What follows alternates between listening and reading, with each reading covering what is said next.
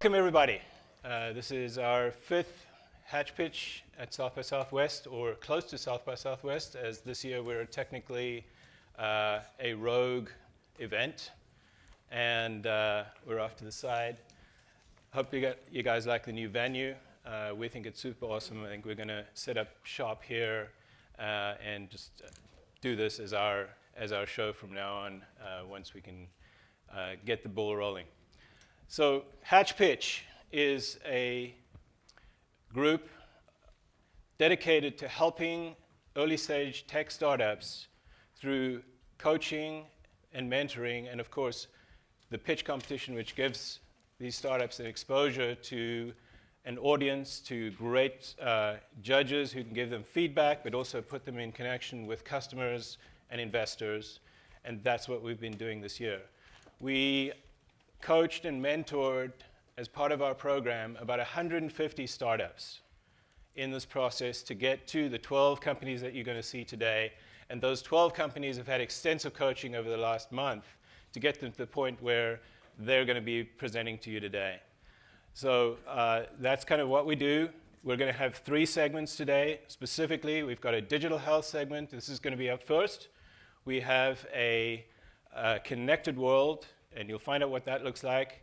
And then we have mobility. We are going to be the first major event at South by to feature mobility. Now, mobility is all about smart transportation alternatives. And I figured rather than me trying to explain that, I'm going to bring on somebody who can give us a teaser as to what this segment, which will be happening at about 4 o'clock, and he's going to tell us a little bit about the whole idea of the mobility. And for that, I'd like to bring up Joseph Kopser. Now, Joseph is our winner, one of our winners from 2012, and he's gone on to do some awesome things. Will you have a chance to tell us just a brief history of what's happened with Ride Scout? Because I'd love to see that. Joseph, come and tell us about the mobility section, and we'll get kicked on with the rest of the event. Thank you, Greg. Thanks for having me. Good afternoon, I guess it is for everybody. It's a huge thrill to be here. My name is Joseph Kopser, CEO and co-founder of Ride Scout, and this is my co-founder right here, Craig Cummings, in the front row as one of the judges today. Let me tell you about not just mobility, but more importantly, let's talk about Hatch Pitch in Houston and what they've done and accomplished over the years at South by Southwest and in the greater ecosystem of Texas itself and beyond. So 4 years ago plus, Craig Cummings and I got together with this idea of organizing all the world's mobility. It was a pretty simple byline, but it was a pretty complex task in which we wanted to aggregate all these modes that were available then. And mind you, this is before Uber and Lyft, and this is before we really even saw bike share coming. This was just your daily commute with public transit and taxi. What happened for us was something very wonderful, which is after I had burned through all the initial cash that Craig gave me to kind of found this idea, we go in on fumes into late 2011, early 2012, and we heard about the Hatch Pitch. And I applied because we had yet to have any kind of validation, because what we were trying to do and take on was much bigger than just a PowerPoint slideshow. So Craig basically said, I'm paraphrasing Craig, what you told me was, you pretty much are down to one last shot. Go to South by, see what traction we get in terms of validation and recognition for the concept and the business model and plan, and then let's talk afterwards. It was a Sunday morning, just like today, except it was raining and dreary, and I was as nervous as all get out, like these companies that are here today going to pitch. But what we learned was huge. We learned that the experts that were sitting up in front of here said, I'm not quite sure how you're going to organize the world of mobility, but somebody needs to do it. And before the end of the day, we walked away with a second place prize from Hatch Pitch, and I think it was the inaugural year of Hatch Pitch. And we went on from there, and Craig said, and locking me by the arm, said, now let's go out and raise some money and really build on this concept. 2 years later, we were doing just that. In 2014, Secretary Fox, who is here today in Austin, it's perfect for South by Southwest to be recognized for innovation and mobility, and for Hatch Pitch to be having a mobility segment is just a credit to Hatch Pitch's vision. Secretary Fox in 2014 recognized Ride Scout as the Data Innovation Award winner for the U.S. that year. And then about 10 days later, after that, this little company called Mercedes-Benz, perhaps you've heard of it, called and said, let's talk, let's partner. And before the conversations were over, rather than invest in our company, they ended up buying our company. And so now RideScout has not just a special affinity as being one of the early companies with hatch pitch, but with Houston too in the Texas scene. We now power our technology through RideScout and our partner company Globe Sherpa. We now power the mobile ticketing for all of Houston Metro to include other cities like a little known town called San Francisco, SF Muni, big town in the Midwest called Chicago, Portland, Los Angeles. So what started here, literally in this organization 4 years ago, has turned into a real company. It's been acquired, gone on to do big things because of the team that we've assembled since then. The combination of companies that we represent now, just north of about 150 people in Stuttgart, Germany, Austin, Texas, and Portland. And the reason why I say it is there's a lot of investment and time on behalf of Greg and all of his staff to organize this, all the judges who gave up probably the most invaluable real estate at South by, which is their calendar space during this important time. But mostly also, it's important to recognize the hard work of the companies that came to do all this. So if nothing else, when you look at Craig and I and realize it was a heck of a lot of hard work, but it was worth it because we're now in a position to be able to pay it forward, literally and figuratively. And we are, through Craig, actively investing and looking at more acquisitions like the one we did in Portland last year. So we intend to pay it forward in a whole lot of ways. So we are especially keen on this mobility section this afternoon with a lot of great companies. Greg, thanks for letting me take the time, and I appreciate you having me.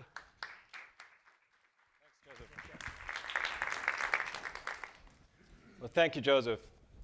We're excited about this, and we want to see mobility grow, and we want to see it grow in Texas, and these guys are leading the way there. We're bringing in people like Dr. Werner Vogels from Amazon here, we shoved him into that sector because Amazon deals with mobility, believe it or not, and we want these guys to see that we're doing this in Texas. Let's move on. I want to introduce our MC. She's been at every hatch pitch, I believe, since the very beginning, and she's been a judge and an MC. So she started off doing several startups. We first met her when she was the CEO of Dream Adventures, which is an awesomely successful accelerator and investment program. She's grown that she grew that program over the 5 years she was there to what you see today. And now she's gone and she's going to be working on, or she's helping to build, a women investment fund called True Wealth Investment. I got it wrong, didn't I? True Wealth Ventures. And so and she'll tell us some more. Carrie Rupp, come up, and you're up for the rest of the day. Thank you. Thank you, Greg. Hi, everybody. Thank you, Greg. So I'm going to be the master of ceremonies today, kind of keeping things moving. And we got 12 exciting companies today that we're going to talk about. First, I want to thank the 12 judges that we have here today that are going to be judging throughout the day. At any given segment, 4 of them are going to be sort of the lead judges who will be asking the majority of the questions, but the rest of the judges can jump in with additional questions. This is a quick overview of who everybody is, but in advance of each company, I'm going to give each judge the opportunity to tell us a little bit more about themselves and what it is that they focus on. So you'll get introduced to all of them throughout the course of the day. So I want to just quickly go over the agenda for the day. So as Greg alluded to, there are 3 different sections. So the way it's going to work is first you're going to see the 4 companies in digital health. That'll go to about 2 o'clock. We'll have a 20-minute or 25-minute intermission. The second group of companies will be the Connected World companies. So that will start promptly at 2:25 and go for about an hour. We'll do another 25-minute intermission, and then we'll go into the mobility segment, which will start at 3:50, I believe. And that will actually go straight through into the award ceremony. So we'll find out later about sort of the various awards that are going to be available. But that's a great lead-in into talking about the rules and how the judging will happen. So one of the key things about this pitch competition is that the idea is for the investors, who are the judges, to really think of this about the same way they would make an investment decision. So they're each allocated $1 million in hatch bucks, and they have to invest those dollars across the companies in an uneven way. So they can't just sort of do $250K per company. They have to actually decide who they really would make an investment decision about. They do have to put those dollars across 4 different companies at least, but essentially it's the way they might think about how they're going to do an investment decision. And one of the key criteria for today, both in selecting the companies and for the judges in terms of what they're going to choose, is to figure out how revolutionary the concept is and what impact is it having on the world. So these are really interesting challenges that the world's facing it, and these are innovative solutions to those. So companies are going to get 4 minutes to pitch, and they're going to have 5 minutes for Q&A. If they go over 4 minutes, they're going to miss the opportunity to have that full 5 minutes of Q&A, which is going to be pretty important to the judges' decisions. So I'm going to get up here, companies, and kind of move you along if you haven't gotten to the end of your pitch in the 4 minutes. Or else there's a Nerf gun apparently available. It could get violent in here depending on timing. So that's sort of the lay of the day, and we're looking forward to getting started. Before we introduce the first company, I'm going to start with the judge introductions. And so our first judge up, well, these are the 4 judges for this morning: Lynn, Jeff, Justin, and Krishna. And the first person I'm going to introduce is Lynn from Kleiner Perkins. Have her tell us a little bit about herself and specifically what it is that she invests in. Great. Well, thanks for having me here. So I focus on digital health at Kleiner. We've had a long history of investing in healthcare as well as technology. As for myself, I was a healthcare operator launching products internationally and in the U.S. Previous to that was an enterprise software investor, and then I always say a reformed investment banker before that. So it's great to be here, and thank you so much. Yeah, thank you, Lynn. So we're pretty excited to have a panel of judges who actually have expertise in this sector. And so we're going to introduce our first company, which is Yael from BrainCheck from Houston.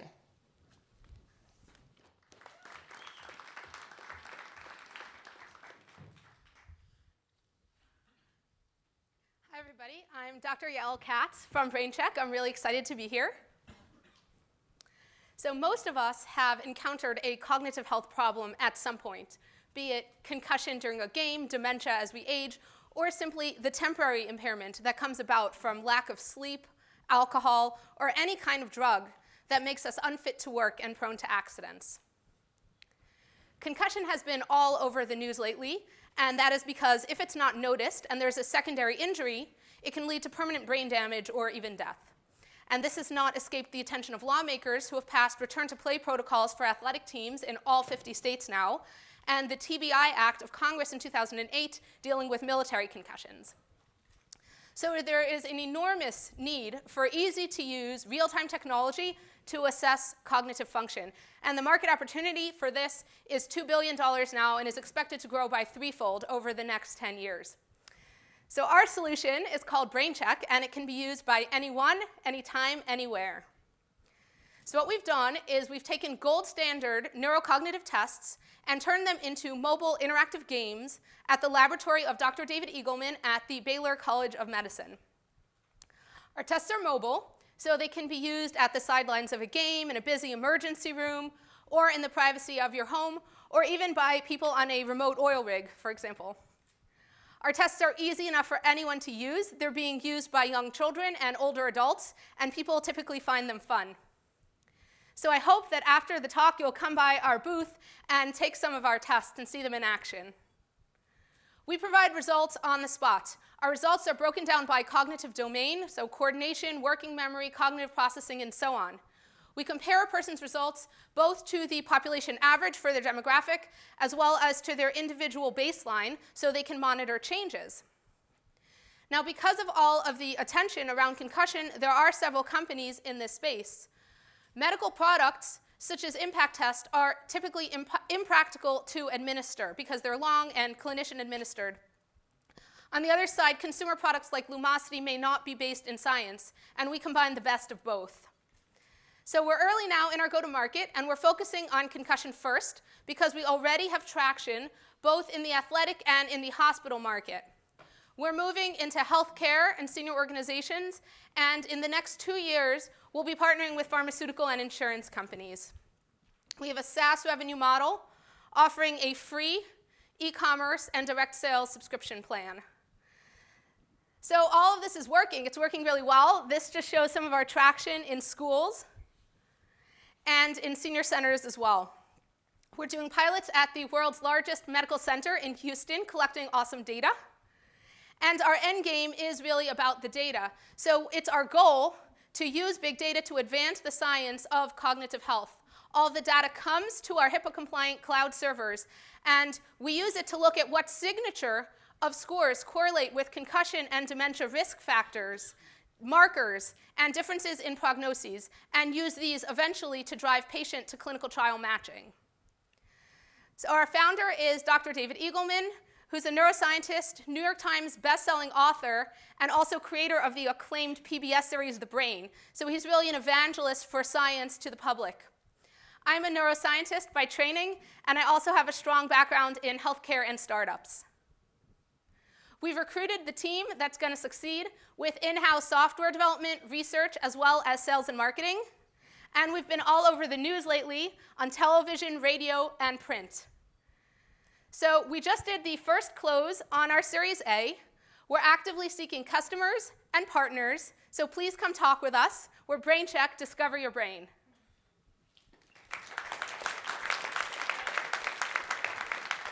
Okay, so we're going to open it up for questions now, so you can stay up here. And we'll start with the panel of judges on the left. Hi, thanks for the presentation. How are you determining actual outcomes, and how are you actually correlating the results that people do of these games with actual real outcomes that are meaningful as opposed to just scores on a test? That's a great question. So our clinical studies come in kind of different stages. So the first thing that we're doing is we're collecting a lot of normative data. So that means data on the normal population, people who don't have any known impairment. And the reason that that's important is because sometimes people won't have a baseline, and when that happens, we need to be able to know what's normal and what isn't. The second really important measure is called test-retest reliability. And so what that means is when a person takes the test multiple times, are their scores reliable? And then the third thing that we're doing is we're doing actual clinical studies at hospitals like the Texas Medical Center, where we look at concussed and non-concussed individuals, both in adults and in children, and compare the results of our tests. And we do have longer-term outcomes-based studies planned, which can actually show cost savings as well as sensitivity and specificity for concussion. Okay. Thank you. Understand, were you saying that you need to take the test multiple times? Do you need longitudinal data on an individual, or you can diagnose them if you've had no background information previously? So I think that your question has multiple parts. So a person doesn't need to take the test multiple times. Suppose someone's in a car accident. That's a really common use case. They just take the test one time, and based on just population data, we can tell a lot. It's not as good as if they have an individual baseline, but by comparing them to population data, we can tell if they're outside of the range, right? So a person can take the test multiple times, and there are many reasons someone might want to do so, either to track their recovery or just in healthy individuals, we have just the wellness application to check and see how is a person's cognitive health doing. It's as important as your physical health, tracking your brain health. You don't need to take the test multiple times. It's only should you have a reason to take the test multiple times. What is not clear is, does the stuff work from day one? Or do you have enough population data to demonstrate this thing works effectively? Or does it really work when you have large population on your system and you've got enough calibration here? Yes. So translate that to a false positive, false negative, and does it really get better only with greater usage over time? Yeah, it's a great question that you're asking. So did it work on day one? So actually, we had a first version of our test. So we have, for our concussion product specifically, we have 7 individual tests. And we're able to get the first 4 of them to work pretty well on the first try just based on the literature. The other 3 absolutely did not work and required several different iterations in order to get it to work. So we've done that now, and we have really nice data. Have you compared your sensitivity and specificity to concussion with let's say the medical trainer or physician at the game side at a professional sporting event? So in our IRB protocols, we compare the output of our tests to an independent measure, which is often a physician diagnosis or the diagnosis of an athletic trainer. With concussion, it's actually really interesting because there is no definitive diagnosis of a concussion. It's just usually based upon symptoms and circumstance. So it's a little bit tricky for that reason. But yeah, we definitely need an independent measure to compare our results to. Go. I was just going to ask for clarification there. What were the endpoints specifically? the endpoints on these studies are, there's a test called the SCAT test, which is commonly administered by athletic trainers. So comparing the results of BrainCheck to those results. But actually, so I think that another thing that's really important is we don't diagnose concussion. That's not our claim. What we do is we look for changes in brain health. And if a person just got smacked in the head with a football and there's a big change in their brain health, well, they have that information to do with it what they will. And so in order to make the claim that we can measure changes to brain health, the most important things to have are normative data and test-retest reliability. Clinical data is not actually necessary. It's also not necessary for the FDA, for example.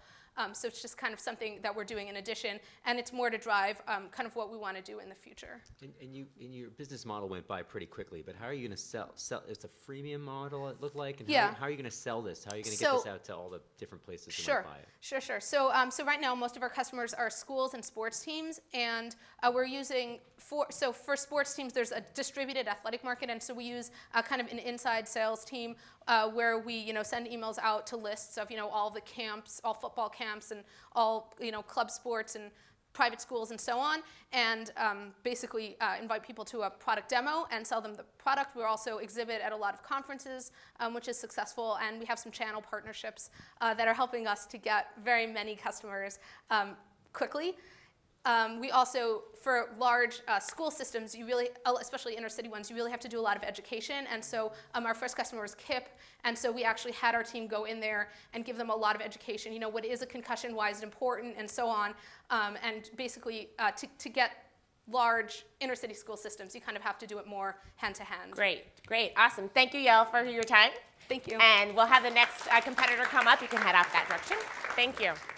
Okay, so while we're bringing up the next team, I did want to note something that Yael had brought our attention to, is that there will be an expo at the end of the day, starting at 5 o'clock, where you'll be able to actually meet all the companies at a table in the other room, get a look at their products, talk to them about what they're up to if you're interested in investing.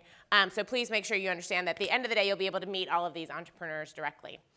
So in the interim, I'm going to work on introducing our next judge, so he'll have to take a quick break in his scoring.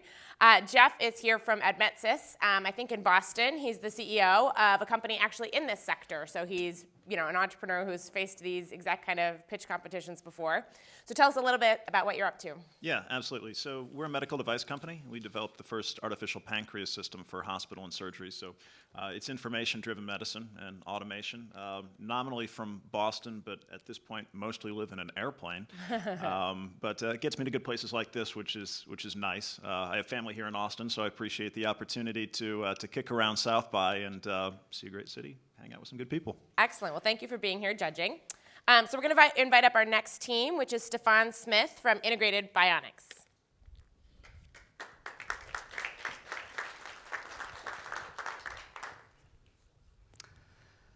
Hi, my name is Stefan Smith, and I'd like to introduce you to Integrated Bionics.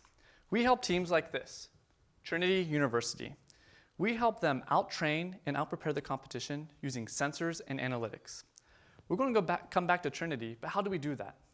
Well, it starts off with our team. Dr. Eve Smith is our medical specialist. He's the author of multiple patents, multiple research papers, and leaves a scientific and medical foundation for our solution. I'm an engineer. I developed hardware for NASA. I developed hardware for the US Navy for their submarine periscopes. My processor at Intel is running the world's top supercomputer.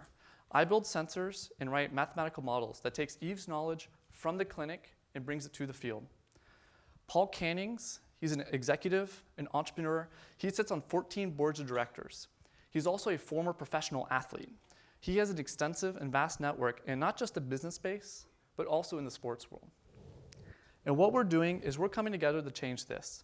This is what the current state of sports analytics looks like. It's completely inaccessible to the vast majority of teens. These systems were envisioned 10 years ago, and a lot of things have changed since then. We now have the iPhone. We have wearables.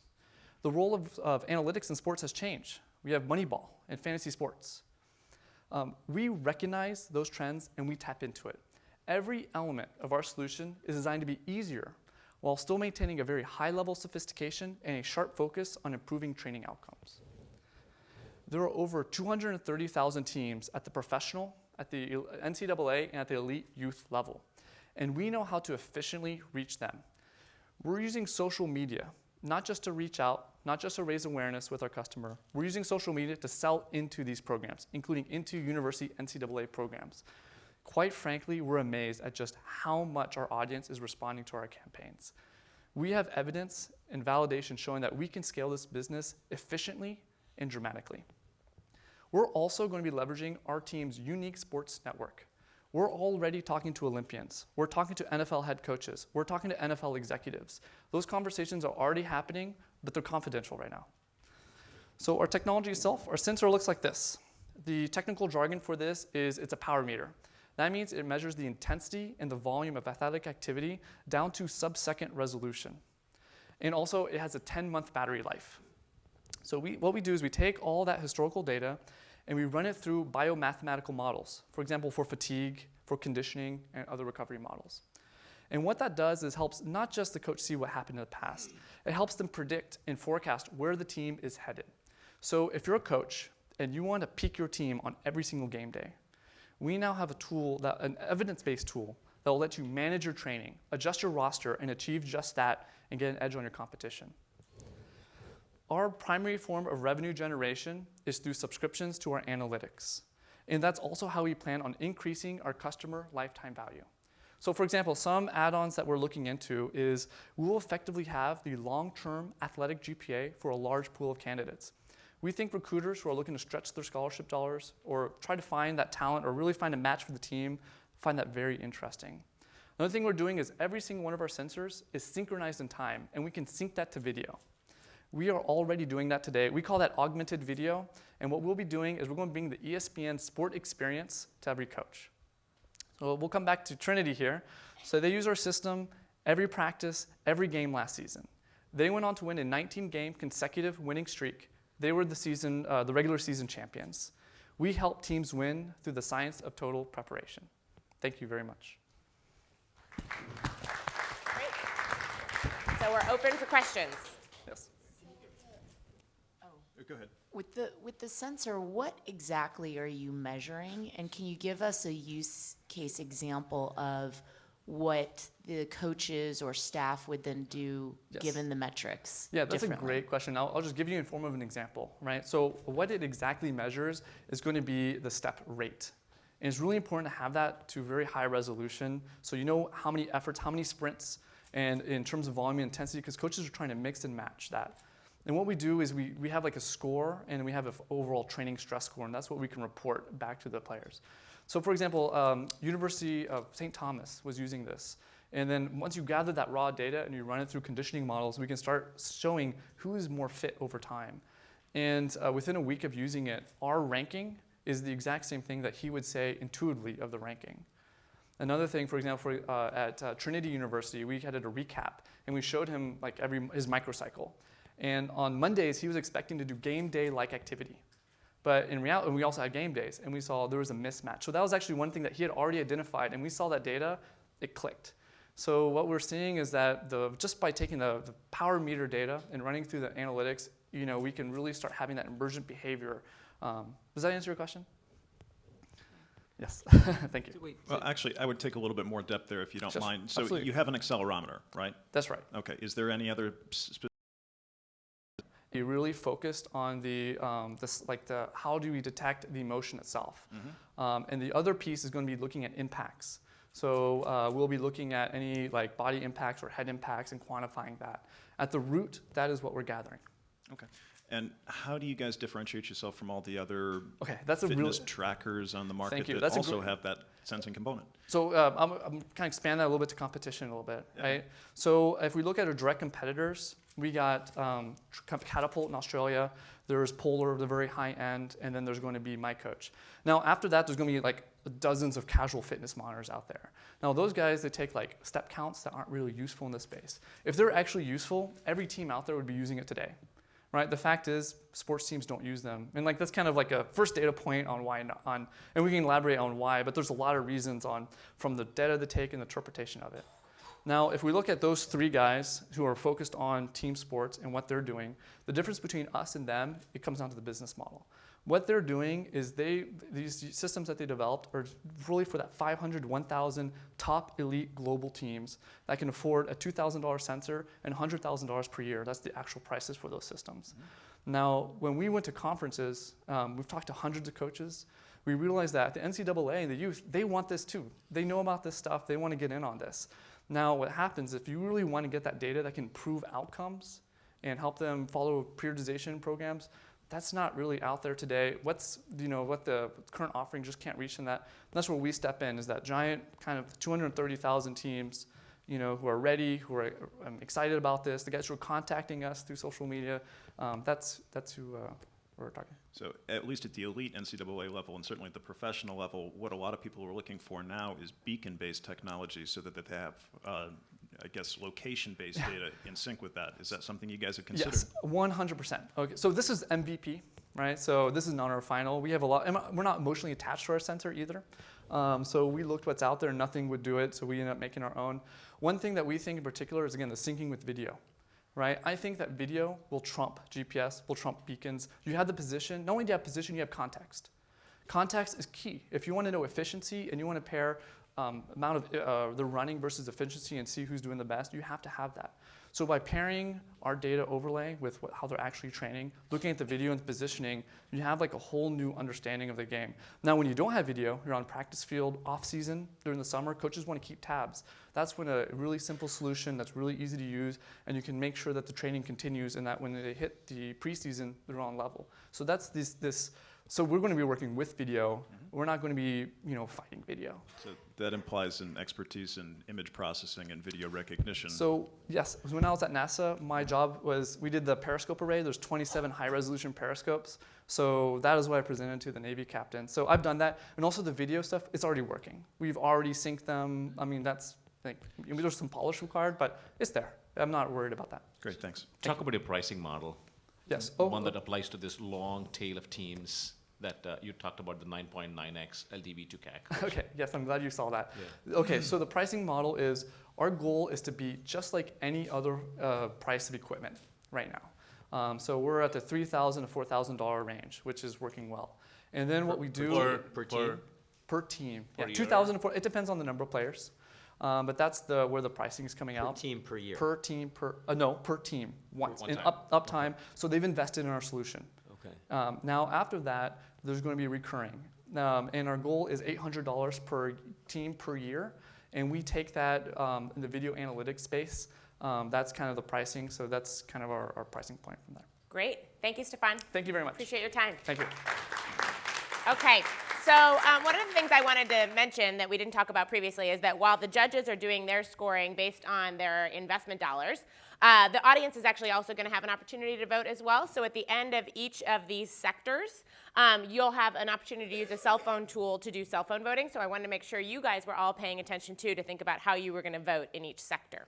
So as we prepare to bring the next team up onto the stage, I wanted to introduce Justin. He's the Chief Innovation Officer at Hearst. He's actually a medical doctor, so he's got some great background here, and just have him tell us a little bit about what he focuses on. Sure, thank you. So I'm still practicing infectious disease physician in the Bay Area, but I've also been in healthcare information technology for about 2 decades, and in a variety of different settings, but currently I'm at the healthcare branch of Hearst, the Hearst Corporation, which you probably all know from Cosmo Magazine and Esquire and TV stations, but Hearst has been in healthcare and healthcare media for 30 years with a number of well-regarded digital health companies, and I run a small, nimble skunkworks team that focuses on new opportunities in digital health, and we're based in the San Francisco Bay Area. In your spare time when you're not practicing medicine. Yeah. Right, from great. time to time.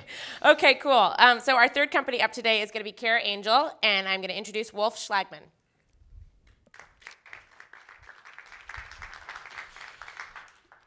Thank you. So we're going to present Care Angel, revolutionizing how we care. So let's meet Angel. She is the world's first artificially intelligent caregiver. She's an automated, intelligent monitoring caregiving platform. She's every family's virtual caregiving assistant. And she is fun, understanding, caring, engaging, empathetic. We have an award-winning team that has created Care Angel. Myself actually had sold my last company to a Kleiner backed a company called Teladoc. We have Dr. Linda Rhodes, ex-Secretary of Aging, also a accomplished author, a number of books in this space, gerontologist. And we're solving a major issue in society, which is really one of the most painful issues and costliest issues. How do we care for our aging loved ones and aging sector? So it affects the payers, the employers, the health systems, everybody. We're talking about 50 million seniors in the US alone, about 1 billion worldwide, US doubling in the next 20 or so years. 85% of healthcare spend is spent in chronic condition management, mostly in seniors. So mostly seniors don't have a smartphone, don't have much technology. So they're a little bit of a disadvantage, and they're aging at home. So how do we deal with this, especially with the fact that they're the costliest population, they're the sickest population, and we're needing a high-touch, low-tech solution. They have one, their telephone. Most seniors are aging at home. They want to age at home, but we need a better way to solve how to engage them. So our mission is really to help millions of families take better care. And with Angel, in Angel's digital care calls, we're able to do that. So imagine my mom, there's my mom, my daughter, she gets a call from Angel. And Angel engages her once, twice, or more times per day and asks guided questions. How does she feel? Did she take her medications? What is your blood pressure? What is your glucose reading? Did you change your bandage? Whatever needs to be. Think about Siri for seniors, but with a brain like Watson. And those answers are in real time translated to data analytics, alerting the right people, gauging that data to be able to resolve if there's a problem. So these digital care calls are getting this data not only in real time, but over time. And all she needed to do is answer the phone, provide the data.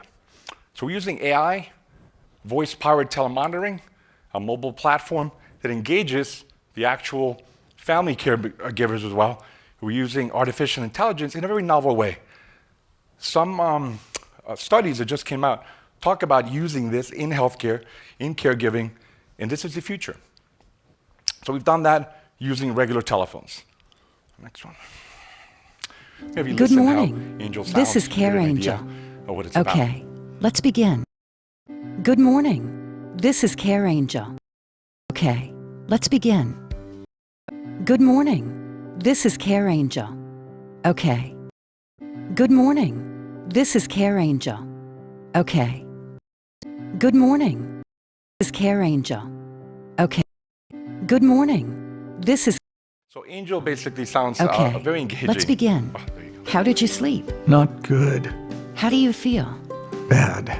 Sorry to hear that. What was your blood pressure? 140/95.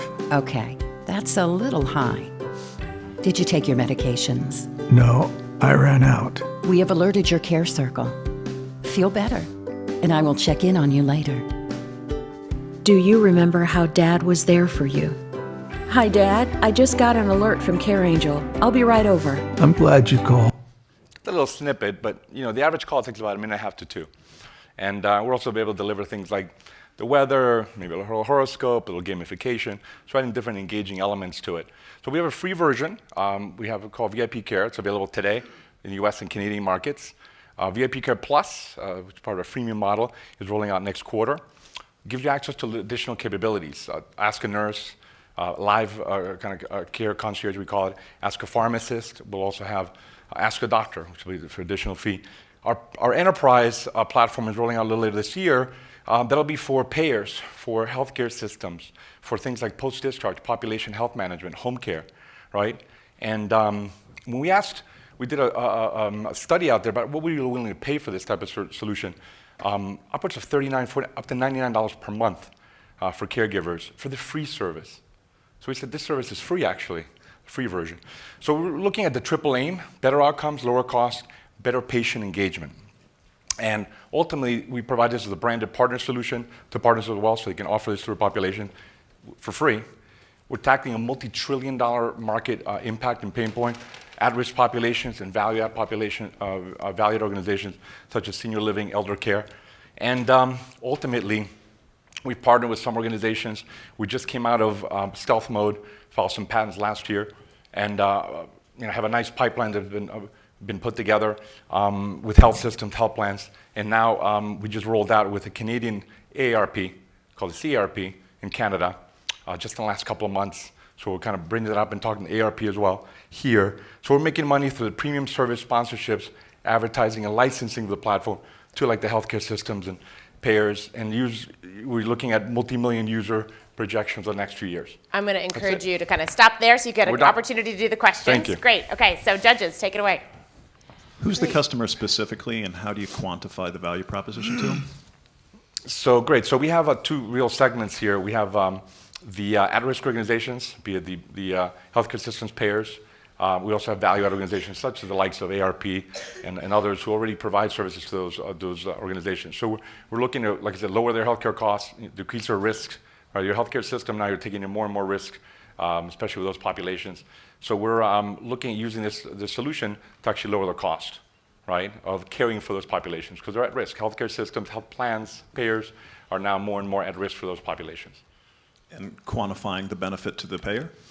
I'm sure. We're even looking at models where we can share the risk in that as well. So, from a very low PMPM perspective, you look at the alternative, most of their populations have absolutely no monitoring being done. In the meantime, we know that a large amount of those hospitalizations are necessary. A lot of them are not being monitored. And the alternative monitoring is very expensive. Consumer basis, it's a very delicate interaction in how you introduce yourself to the senior. And then secondly is how would you compare yourself, or how you would think about the contrast between Home Team, Home Hero, Honor, and some of those models, and why you've gone this approach? Great question. Thank you. So first and foremost, being able to provide, VIP care for your loved ones is something that, if you look at the United States alone, there's roughly 70 million family caregivers. Just a caregiver kind of equation, we're looking at supporting them as well. And so we're introducing this as a way to help with what they're already struggling with, and it's only getting worse, right? So this is something that will help them with what they're dealing with already, right? Alleviate their stresses, help them with the fact that it's affecting their life, their health, their work. So this is being introduced, be it through the likes of AARP, CARP, this type of organizations. Also employers, it's affecting, there's studies that have been done with the impact on caregiving on employers. So there's something that's going to be rolled out through different organizations. The payers as well, it's impacting them. But it's a conversation. And secondly, we're actually looking for and partnering with organizations to layer on services. So what we don't talk about is our next evolution of services, marketplace, which is partnering with home care service providers, senior living. You're talking about meals delivery, transportation, all those other services that we want to be able to offer the caregivers to help them with their whole equation. Go ahead. Where are you in the discovery that this type of a mode of engagement with the senior is actually the optimal way of engagement, as opposed to a little device, a little app, and so many other ways of engaging? Why is this, or is that part of the thing you're trying to figure out, the level of engagement that will happen in the next year or so? And I'm going to encourage you to do a concise answer because we don't have time. So already we know that most seniors don't have smartphones, don't have an app. So you can't engage them that way, one. Two, there's already a number of studies that show that artificially intelligent agents are very, very, very effective in eliciting information, factual and actual and truthful information, because there's no judgment. There's no psychology to it. People tend to add that level to it. So it's actually the studies from Frost & Sullivan, from USC, Stanford, actually show this is actually more effective than real people gathering that information. Great. Thank you very much. Well, thank you very much. Okay. So as we prepare to bring up our fourth and final company in the digital health sector, I want to introduce a local judge. Krishna is here from Live Oak Ventures. He's been in the Austin investing scene for a long time. I know you have a number of health tech companies in your portfolio. Why don't you tell us a little bit about what you focus on? Thanks, Carrie. Been doing this for 16 years in the early stage, Texas-based tech investing market. My partners and I, we were 10 years at Austin Ventures and then left to start local firm called Live Oak Venture Partners, which is focused on being the first institutional investor for Texas-based tech companies. So we are geographically focused, but a little bit segment agnostic, as long as it's broadly speaking information tech and related companies. Today I have 15 companies in the portfolio, invest $2 to $4 million from at the time of entry and $7 to $9 million over the life cycle of a company. Couple of digital health companies in the portfolio, one providing a SaaS solution for pharmacy engagement with patients and one for patient experience management, but broadly a diversified information tech-related investor in this market. Great. Okay, thank you. So our final company for this morning is Luminostics. I'd like to invite up Bala Raja.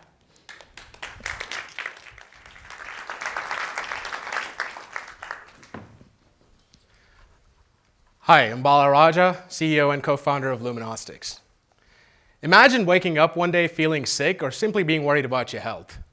Now, you could Google for a quick answer, but to obtain any meaningful information, you'd have to make multiple trips to the doctor or medical lab. Now, imagine being able to use your smartphone not just to Google for symptoms, but to actually test yourself for disease. I present to you the Lumitech platform, which transforms your smartphone into a medical laboratory that can detect bacteria, viruses, and other biological targets from tiny samples in less than 15 minutes. A user will simply have to add a drop of sample to our disposable cartridge, load it into our reusable smartphone attachment, and press a button on our app to obtain an accurate result in just a few minutes. Our platform technology can be used to address a variety of large markets, and we plan to pursue these through a combination of in-house development and sub-licensing. To validate our platform, we wanted to focus on one product that addressed a compelling need in a large home-based market. And this first product is an over-the-counter screening test for chlamydia. Chlamydia is a sexually transmitted disease affecting 3 million Americans each year and can have devastating consequences, including infertility and ectopic pregnancies. Early detection and treatment is essential because up to 90% of those infected have no symptoms and continue to spread the disease.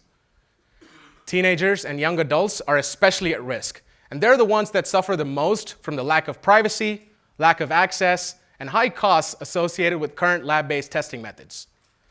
And this makes this 15 to 24-year-old demographic our initial target segment in the US consumer market, and we expect this segment to be worth $1.3 billion.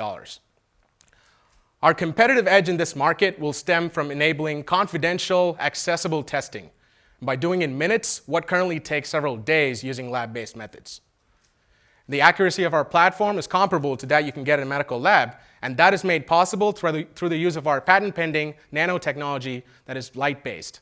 This nanotechnology is embedded into each disposable cartridge, and we have an exclusive worldwide license to use this technology.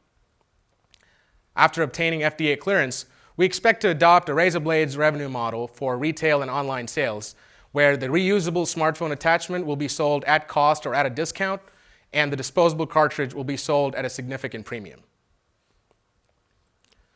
My co-founder, Andrew Patterson, and myself are PhDs in chemical engineering from the University of Houston and have a 4-year history of working together developing easy-to-use biosensing technologies. Andrew invented our core nanotechnology and developed proof of concept, after which he and I have developed our prototype and validated it. Our team and technology have obtained significant validation in the form of 4 scientifically peer-reviewed awards, including from the NSF and NIH. We've raised over $370,000 in non-dilutive funding and were recognized as being one of the most promising life science companies in Texas in 2015. We've also competed in and won in several business plan competitions. On the technical side, we completed the development of a fully functional prototype last year and demonstrated that our prototype can perform 20-fold better than an existing FDA-cleared rapid test for chlamydia. We've also established a recent partnership with Johns Hopkins School of Medicine, and we're very excited about it. They're excited about our technology, and they're going to provide us with the clinical samples and also help us set up trials heading into the future. We have a clear path moving forward for the chlamydia product and expect to have it FDA cleared by late 2018. The first FDA clearance is just the beginning. Our vision at Luminostics is to develop a diverse line of products targeting a multitude of diseases and conditions. And the ultimate goal is to empower consumers by democratizing health information at a molecular level. Thank you very much. Great. So do you actually anticipate consumers to be the first buyers of this, about this disease first, and then convince them to actually buy this so that they might get it? So the consumers are aware of this disease. So the demographic that we're targeting, the 15 to 24-year-old sort of adolescents, young adults, most of them are aware that they're engaging in what might be construed as risky behavior, but they're reluctant to do so, right? So there have been a multitude of focus group studies where they cite sort of privacy, sort of showing up on their parents' insurance, that type of thing, as being the barriers to getting tested currently. Wait, I have a couple questions. First of all, are you testing for GC at the same time or just chlamydia? Just chlamydia. That's the first. So you may your patients with symptoms who have GC, could be missing them and giving them false reassurance. So chlamydia and gonorrhea are tested together, and there's a lot of co-infections, but chlamydia is it's about 5 times as prevalent, and we believe that's a good way. We could make a duplex in the future. Okay. And because of recent events involving a very very public lab diagnostics firm on the West Coast, you guys are going to be under a lot more scrutiny. That's right. Particularly to have more clinical validation in peer-reviewed literature. Where are you on that path? We completely agree. So we published a proof of concept paper in late 2014 where we're not going to be secretive about our technology, right? We have it protected with our IP, so we're going to be as loud as possible we can. We're going to publicize it and make sure. And so right now we have our first sort of smartphone coupled paper. We're going to file some IP now and then publish it. And we expect our first clinical study paper on chlamydia to come out later this year. And then the last question is, in terms of your business model, what's the unit economics on an individual device and how much someone's going to pay for it? And then how often do you think an individual is going to, it's the razor blade and razor model, except I need to shave every day. But I don't, hopefully an 18-year-old not needing to be checked for chlamydia every day. No. So how can you describe a little bit about how it's going to work? Basically, we plan on selling the attachment and cartridge, perhaps as a 2 or 3 pack initially, so they can maybe test their partners and the attachment itself is going to cost us less than $5 to make, right? So we can, and that is really the unique part of our technology, right? So we can give these away and charge, and these only cost us a few bucks to make. And we plan on selling these for between $30 and $40 each, and we expect, our sort of total market calculations and stuff are estimated based on somebody that's at risk testing themselves twice a year. Okay. So your precision requirements for an infectious disease test are going to be well north of 97% typically, right? Have you guys done any effort in trial sizing, and what are your cost estimates and timeline around that? So for a diagnostic test, yes. So we're going to be positioning this as a screening tool, which makes the barrier to regulatory approval lesser. And we expect that so the FDA has clear guidance documents around chlamydia specifically, and they typically have a lower limit of 90% for a CT diagnostic test. And when positioning it as a screening tool, the argument that we'd use for convincing them to approve it would be that this just enables a lot more reach from a public health perspective, enabling confidential testing, even at the expense of, let's say, 5% false negatives, which is the norm even for lab-based tests. You reach a lot more true positives, and therefore your overall impact on public health is positive. So any sense of the trial size? I'm sorry? Any sense of the trial size then?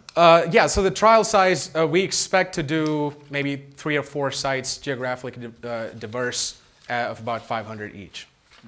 And cost estimates around that?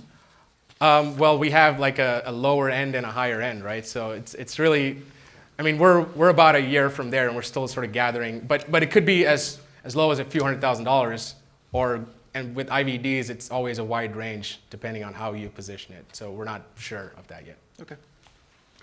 And tell me a little bit what you see as the competition. Certainly, there's going to be there's home testing that's through a kit, an antibody detection kit. Yeah. I don't have to have an iPhone. I don't have to have a plastic device. I don't have to fiddle with it. I can just pee on a strip, essentially. So, not that I've done that. But so the competition here is basically now nobody is even developing an over-the-counter test. All the Yeah. big players are focusing on the physician office Yep. and the sort of minute clinic Walgreens market. And so we believe we'll be like the first to enter this market. And also, as far as home-based test goes, there are mail-in kits now that Yeah. are already available Yeah. where you swab and send it back. But those, again, the advantage that we have is that those still require you to wait anxiously for a week before you get back your email. And here, you at least get an initial sense of. Isn't that some of that around the FDA wanting there to be counseling associated with the results? So they did want counseling associated with HIV, With HIV. Home-based testing, but we believe that chlamydia is a much lower risk profile, Okay. but we could still be required to have a 24-hour support center, Yeah. for instance. Great. Paula, thank you so much. Yeah, thank you. Okay, great. Okay, so that is the end of our health session. I wanted to quickly thank the 4 judges who were on point for this session for their great questions. So we're now going to open up cell phone voting for this sector. You're going to have 5 minutes to choose companies that you want to vote for in this section. So the way it's going to work is you're going to text the name of the company for whom you want to vote to the number 63566. So you're texting it to that number as if that were the party you were texting. Make sure you text the name of the company. So the 4 companies are listed above. You want to type them in exactly as they are shown on the screen, except no spaces. Okay, so for Integrated Bionics and Care Angel, make sure you actually sort of put all the letters together, concatenate them. So this is going to be open for 5 minutes. We're going to take a break now for about 25 minutes. We're going to begin promptly at 2:25 for the next segment, which is going to be Connected World. So feel free to stretch your legs, maybe get a little bit of that beautiful sunshine, and we'll see you back here at 2:25. Thanks to the judges.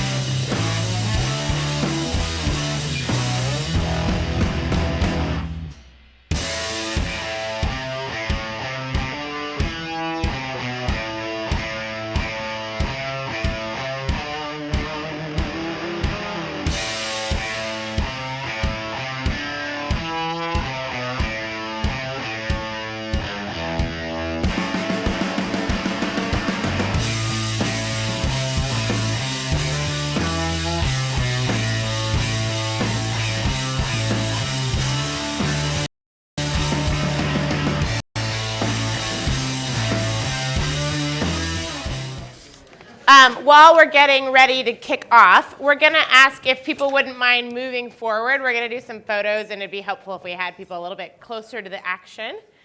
And it's starting to get very quiet. So I'm going to invite the 4 judges for this session to sit over here on the left. And I'm going to do just a quick refresher of how the day is going to play out. I think we might have some new audience coming in for this next section. So today's, the second session here is the Connected World section. It's going to go until about 3 o'clock or so. And then we're going to take a 25-minute break. And then at 3:30, we're going to start the mobility section. So just so you have a sense of how it's going to play out. And then we'll go straight into awards. And so, yep, here's the updated schedule. So for those of you who weren't here this morning, I'm going to do a brief refresher on how the judging works and the voting. So apologies to those of you who heard it before. But the companies get on stage for a total of 9 minutes. Their pitch is 4 minutes, and they get 5 minutes for Q&A from the judges.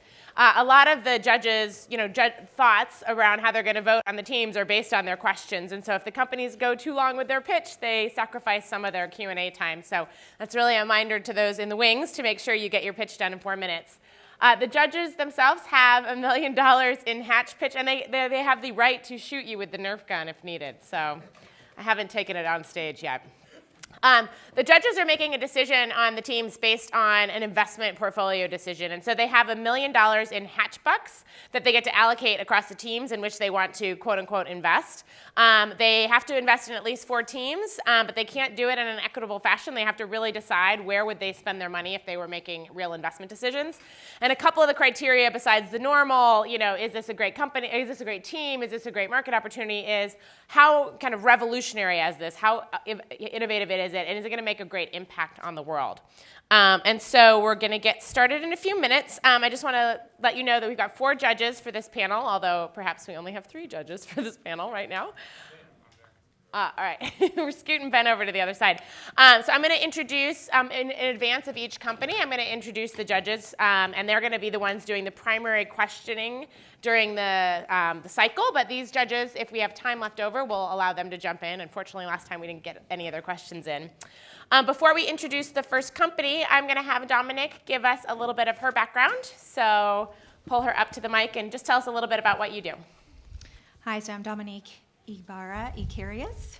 I've been in the PR industry for 15 years, most recently working for Edelman, running their technology practice for the Southwest, 7 states. Prior to that was working in London for Adobe and running their PR program for 27 countries in Europe, and working for HP, eBay, and others in Silicon Valley, including launching Wi-Fi technology and helping to bring forward the Wi-Fi social ecosystem. And where are you based? Are you here? I'm based here in Austin. Excellent. Okay, cool. So I'm going to bring up our first team, which is Jacob Gordon from Artefon. Hi, everybody. I'm Jacob Gordon. I'm the co-founder of Artefon. We are a consumer electronics startup designing creative technologies for everyday music making.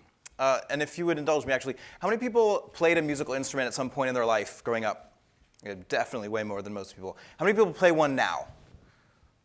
Way less than most people. Okay, so in the US, about 8% of people play a musical instrument, but when you ask them, 84% of people say that they would like to. That's 235 million people just in the US who say they want to make music, but they aren't.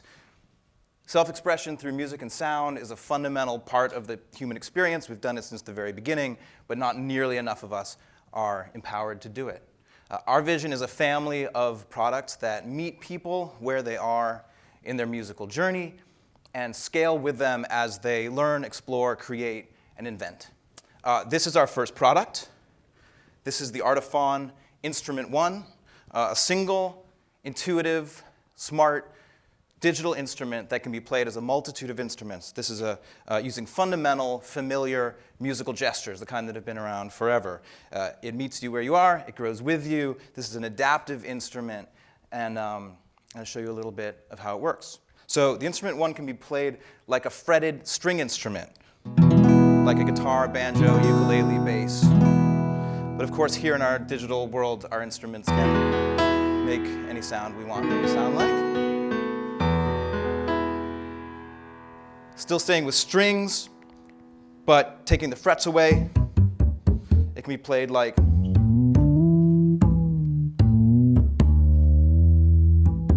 fretless instrument from the violin family, or perhaps an instrument that maybe doesn't quite exist yet.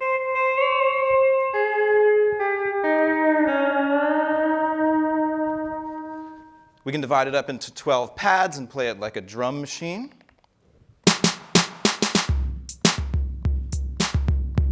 Or divide it up into 72 notes, more like a grid controller or a keyboard.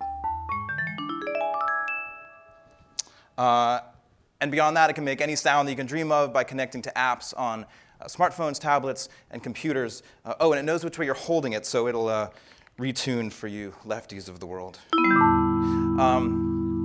This is a patented concept that will expand into a creative platform of connected devices and apps that will inspire millions of new music makers, that has the potential to transform the way music is made in the living room, in the classroom, in the studio, and on stage. It'll add new music to our shared culture and make happier, healthier people, because that is proven to be what happens when we play more music.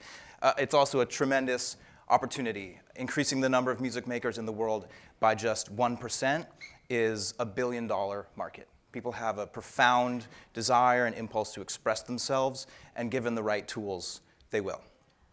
People are incredibly excited about this. We launched it on Kickstarter last spring, raised over $1.3 million from backers in over 70 countries. That's by a pretty wide margin the largest crowdfund for a musical instrument of any kind. We've gotten some amazing press. That's us in Wired Magazine and all over the place. We've been invited to demonstrate at the Museum of Modern Art in New York. We were a Fast Company Design by Innovation Award finalist. And the instrument won is one of Time Magazine's 25 best inventions of the year. So there's a lot going on right now. We are in pre-orders. We ship to our first customers in just a few months after 4 years of R&D and market validation. And it's going to be a very busy season for us. Our retail launches in the MoMA design stores in New York in the spring. So that's the show. Oh, $50 off for Hatch people. That's good for 24 hours. We never give away $50. So thanks, everybody. Cool. All right, so it's time to open up for questions. So I'll let the judges take it away. So I love the instrument, love the form factor. I think studies have shown that there's a correlation between cognitive improvements in playing instruments. I don't have the data to back it up, but I dare you to disprove me.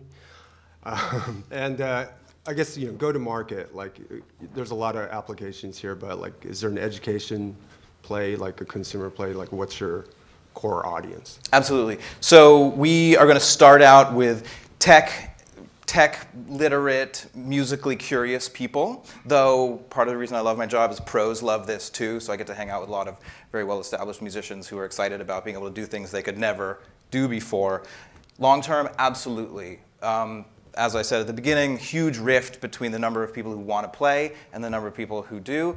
Between the people who start when they're young, I'm sure most of the people who raised their hand were playing music instruments when they were younger, and then they stopped. Picking that up again is very hard to do. Smart connected devices that quantify your experience through music making, the way we're seeing similar with fitness, can have an enormous impact on the retention. 9 out of 10 people who buy a guitar quit guitar in the first year.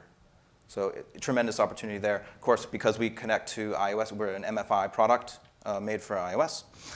Because we connect to the iOS platform, we can plug into very, very robust education, learning, and exploration programs.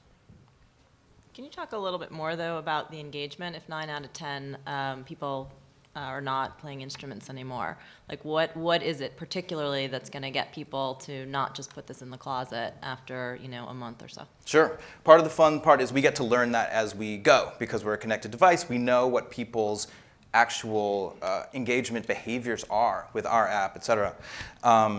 Similar to fitness, giving positive feedback loops. Fitness is similar. Most people who set out a new fitness routine quit, right?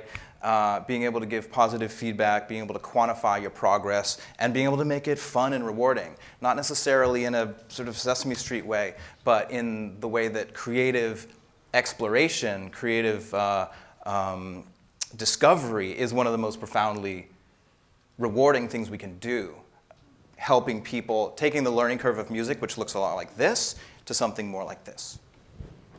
Can you talk more about your retail channel? You Sure. said you'll be going through design retailers.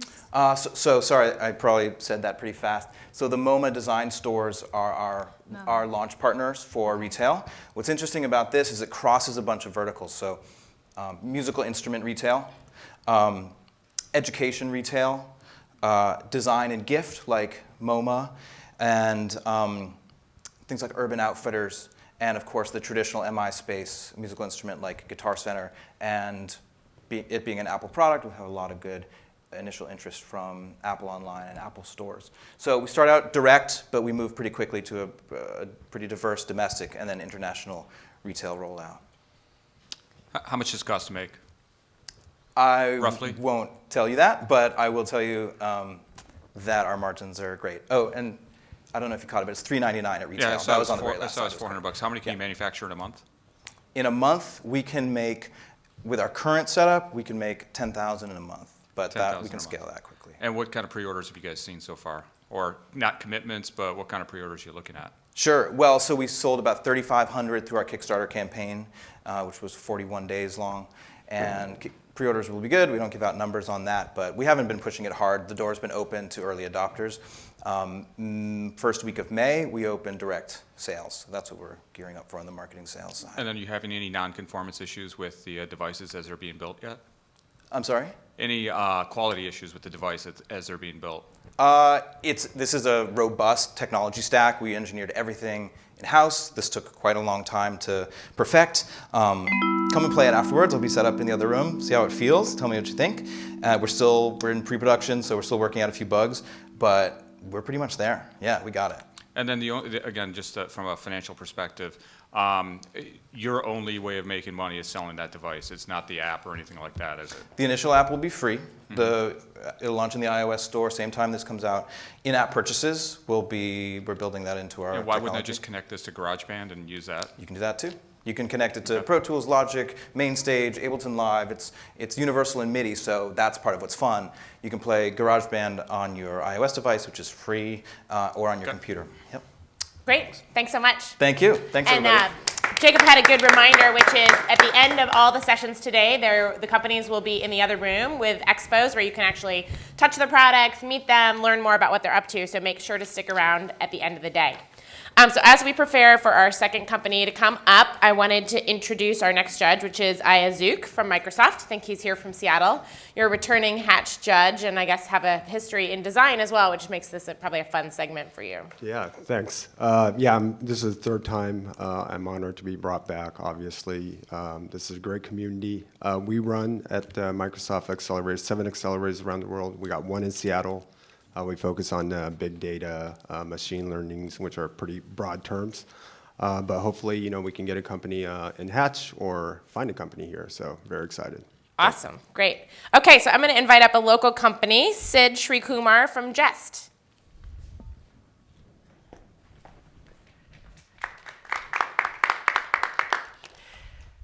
Hi guys, my name is Sid and I'm with Jest. Jest is working on revolutionizing human-computer interaction by providing a much more intuitive way to interact, your hand.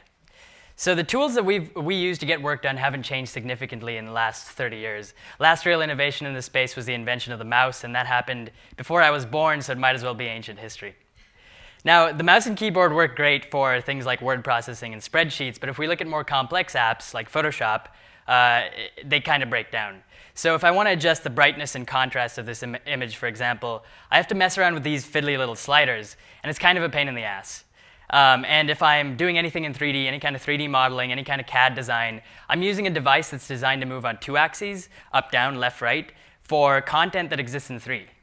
And this isn't just limited to 3D modeling in Photoshop. This is something that affects everybody from musicians to film editors. Everybody has to mess around with these little sliders and these little knobs. And it's not natural, but it's the best we can do with the mouse and keyboard. And that's why we're building Jest. Jest is a wearable device that sits on your hand and tracks your hand and finger movements with an extremely high degree of accuracy and very low latency. So here's a video of my co-founder, Ben. using one of our prototypes. And as you can see, it's tracking his hand and finger movements extremely accurately. And this is happening with a latency of about 30 milliseconds, which is on the border of human perception. Not only is it tracking his hand movements, it's also classifying gestures he's making, things like pointed finger, peace sign, clenched fist. And all of that's happening within 30 milliseconds as well. So as I mentioned earlier, with 3D modeling, the mouse only goes up, down, and left and right.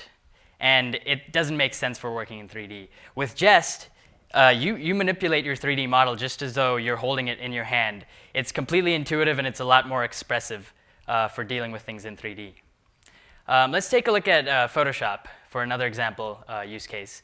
So as I mentioned before, you want to adjust the brightness and the contrast. You're dealing with these little sliders, and it's not a fluid workflow. With Jest, changing the brightness of an image is as simple as tapping B and tilting your hand back and forth like you're operating a joystick. And it's a way for us to augment the keyboard, which only does binary input, and add the ability to do continuous input. The most important thing to notice here is that we're not trying to replace the existing workflow that people use to get things done. Just augments the keyboard and mouse rather than, and it only fills in where the keyboard and mouse fall short. Just works off of commodity sensors, so it's extremely accurate while still being inexpensive. And we have an extremely expressive API that allows you to integrate it with almost everything, almost anything. And one example of that is we recently spent a day connecting it to a drone. And as you can see, he's able to do pretty much everything that you would want to, every kind of control that you would want to do with a drone with just one hand.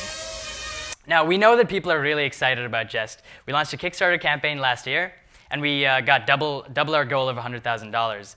We're doing pre-orders right now on our website at a special price. And if you're interested, if you have any questions or if you have any ideas for things that you'd like to do with Jest, we're going to be exhibiting over there, so come talk to us. Thanks. Great. Great presentation. Thank you.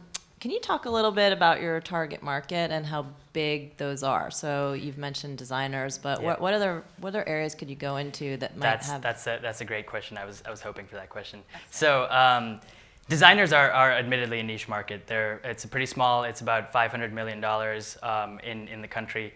But the important thing about designers for us is that they have extremely high standards, and their priority is a tool that gets out of their way and allows them to get work done faster. So our long-term plan is to attack AR and VR. So that's a space where the mouse and keyboard don't really make sense when you're wearing a computer on your face, and that's a $150 billion market by 2020. So a lot of other companies in this space that are doing alternate means of input are messing around with video games and like novelty toy kind of applications. And we want something that's going to be functional, that's something you can use to get work done. So that's why we're exploring this designer use case. It's somewhere where the current input tools aren't doing everything they need to as effectively as they could. And it's somewhere where we can get a lot of useful feedback that we can apply to a full-on keyboardless, mouseless interface. Yeah. So have you guys looked at engineering yet? Like engineers to use this? Do you mean like for CAD? For CAD, there's a multitude. So it already exists with Siemens PLM, PTC, and a lot of these others that have this 3D cutaway. And one of the challenges you have with it is some of the ways to go and do the controls. There are gloves that already exist where you can actually use hand gestures and so forth, but very uncomfortable and inaccurate. So have you guys looked at this marketplace? That's really interesting because we wanted this to be a consumer play, but when we launched our Kickstarter campaign, we had a lot of inbound interest from a lot of really big companies. So one of them was a huge car company that has their engineers, their mechanical engineers on the factory floor messing around with things that were designed in their CAD software. And they have a TV on the far side of the factory floor that has that CAD design. And they have to walk over to it and use a mouse and keyboard to manipulate that. And they were interested in using Jest to be able to manipulate that CAD assembly and look at all the different parts and look at it from different angles while using the actual physical thing on the factory floor. So that is something that we're Yeah, I mean, we're I see that one too on an assembly stand for building a gas turbine. I also see it inside of an engineering office because there are so many things you have to do cutaways on to be able to understand how the parts are going to fit together. That would just be interesting to see how that works. So how do you plug this in? It's just a USB device, and you've guys It have works over driver Bluetooth. software? Huh? Yeah, it works over Bluetooth. Okay. Yeah. Cool. Really nice.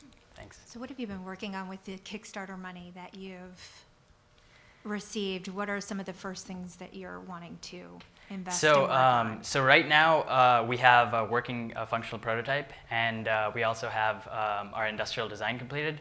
But the next challenge is going to be all the mechanical engineering that goes into combining the functional and the looks like prototype into one, and then the design for manufacture process. So that's really what we're working on right now. Old habits die hard.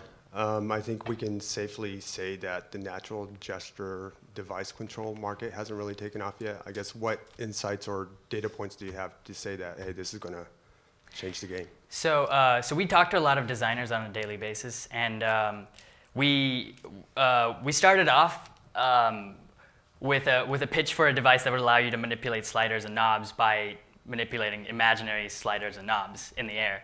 And we were getting no designer traction whatsoever. Like, nobody was interested. They would say, it's really cool, Minority Report, et cetera, but it's not for me. And we kind of we stepped back and we thought about the workflow, and we knew that designers weren't being served by the current input devices, but we didn't know. We were looking at it from the perspective of, and that's the perspective that all gesture companies look at, is this is an alternative to the keyboard and mouse. And we realized that by using the keyboard and mouse and by kind of augmenting their workflow instead of interrupting it or disrupting it, we started getting a lot more positive feedback from designers who were able to see that they would get a lot more expressiveness and a lot more fluid workflow from just Jest is designed to sit on your hand, and when you're using the mouse and keyboard, it ignores all your movements. But when you're doing specific purposeful things, it steps in and then gets out of your way. So that's kind of the difference in our approach. Got it. Yeah. No, I'm sorry, you might have covered this, but what's your background and your co-founders? So we're a team of computer science grads from the University of Texas, and we have an electrical engineer as well. Yeah. Very cool. Thanks. Great. Thank you so much, Sid. Appreciate it. Okay, so as we prepare for our third company, I'm going to interrupt Ben's judging for a second, unfortunately. Ben is the CTO at GE. He's actually another Texan, I think. You're here in Houston. Tell us a little bit about what you're up to. Actually, we're in Austin, but oh, you're in Austin. I didn't realize that. No. We are in Austin. I'm from Houston. Yes. Oh, sorry. That's what I meant. I'm the CTO for GE Oil and Gas. I'm also the global cloud leader for all of GE. We look at a lot of small startups to be able to help us go build things in one of our platforms called Predix, and we also use them for a lot of our small activities that we have going on with engineering. That's my engineering bent on this. Got it. And this is the second year of Ben at Hatch, so thank you very much for inviting me back. Thanks for being here. Cool. All right, so our next company coming up is Brett Juergens from Notion.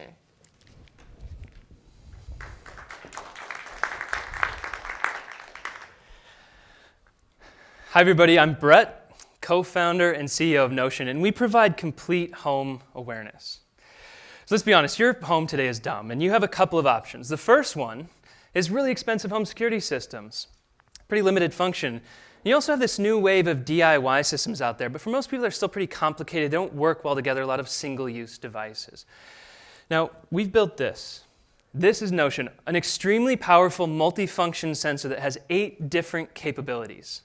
Every sensor we make is the same. We've removed the need for people to choose what devices are required to monitor the things that they want to. Every Notion device can do things like water leak detection, doors, windows, and hear smoke alarms, along with much, much more. Now, installation is extremely simple. Plug in a bridge to any outlet in your home, communicates through your Wi-Fi network. Peel an adhesive off the back of this sensor, stick it to a door, stick it to the floor near a water heater. That's literally it. Then you get push notifications to an iOS or Android app, or we can also send text or email to friends, family members, or neighbors. Now, we've had some great early successes at Notion. The first direct, really a proof of concept, but we have 2,000 customers that pre-ordered. And I'm excited to say that as of 3 weeks ago, we started shipping to these folks. 5 sensors was their average purchase. By the end of this month, we're going to have 10,000 of these deployed in 2,000 homes. Great start for us as a company. Now that leads directly into one of the biggest industries in the world, something that touches the home, insurance. We're launching with USAA and Liberty Mutual in April, and we have multiple other insurance partners that are already testing Notion and are interested in rollouts as well. Their business model for us is truly a channel model. They're going to buy Notion, give it to homeowners, and provide homeowners with an insurance discount to install them. Now, why do they care? Insurance companies care so much because water leak detection is the biggest cause for insurance claims, a $15 billion a year problem. Number two, you already get a discount today if you have a home security system. It's because it de-risks your home. But only 15% of people have adopted home security systems because they're too expensive and they lack function. Notion's the one easy solution that today solves those two problems for insurance companies. Massive loss reduction. But here's where it gets exciting. With Notion, pairing our proprietary data that we're collecting, plus the powerful analytics that we have, along with claims data, home sales data, and other data sets, provides true home telematics. You've started to see this in the auto industry. Safe driver discounts. Well, what makes a safe home? What makes a safe homeowner? What makes a better customer? Starting with insurance companies, but where can that ultimately expand for us after we spearhead the opportunity with insurance? Potentially even new insurance products. Could you insure a gun safe or a toilet maybe? Interesting thoughts. What about replacing appliances on time before they even cause a water leak? And what about working with companies like Zillow, actually having an impact on home prices altogether, knowing the history of that home? Really exciting data opportunities, and we have the team to go do this. Big time data science experience from IBM and Deloitte, financial experience, which is my background from Piper and investment banking doing private placements, and then other consumer and home automation products have been built by our team of 10 in Denver, Colorado. Now, we've raised money from some of the top tech investors in the country already, two of the Draper funds, Draper Nexus and DFJ Frontier, along with Foundry Group out of Boulder, and we were a Techstars company back in 2014. So with Notion, you can finally easily have a smart home and really get complete home awareness and also complete home data. I'm Brett, this is Notion, thanks.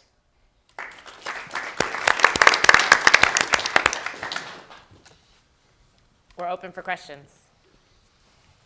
Can you tell me a little bit more about the software side? So every hardware, great hardware, comes with a killer software. How does that all work, and what's different than I guess some of the other competitors like Snoopy? I don't know if that's a direct competitor, but there's a few out there. So the software side for us, we have 3 software engineers and a full-time data scientist on staff. And one of the things that we really wanted to be able to do is through the pairing of multiple sensors in one device detecting the same event, say an accelerometer, a gyroscope, and a magnetometer all detecting a door opening much more accurately. This is where some of our IP is built around. We actually wanted to be able also on the software side to say, okay, what if it's 5 sensors around a home or 10 around a home now? How can we tell that full home story? So we're doing a lot of complicated data modeling on the back end, a lot of AI on the back end. I think one other quick piece, and this is a little less software related, but full encryption all the way from sensor all the way into our cloud. And that's really how our system works, is data going all the way to the cloud as a first step. We're doing some processing on the hardware, but almost all of it is being captured and stored in the cloud so we can actually use it and analyze it. So for these insurance companies that you're working with, Yeah. what are the competitors that they're already working with that sort of straddle this type of measurement? So interestingly enough, they've done pilots with a number of companies in the IoT space. And one of the things that they are trying to figure out is how can one company that does water leak detection and another company that does home security and another company that does smart door locks or smart smoke alarms, how do they put multiple different companies together? So one of the things they like about Notion is we do all those things with one single product. Same thing with ease of installation.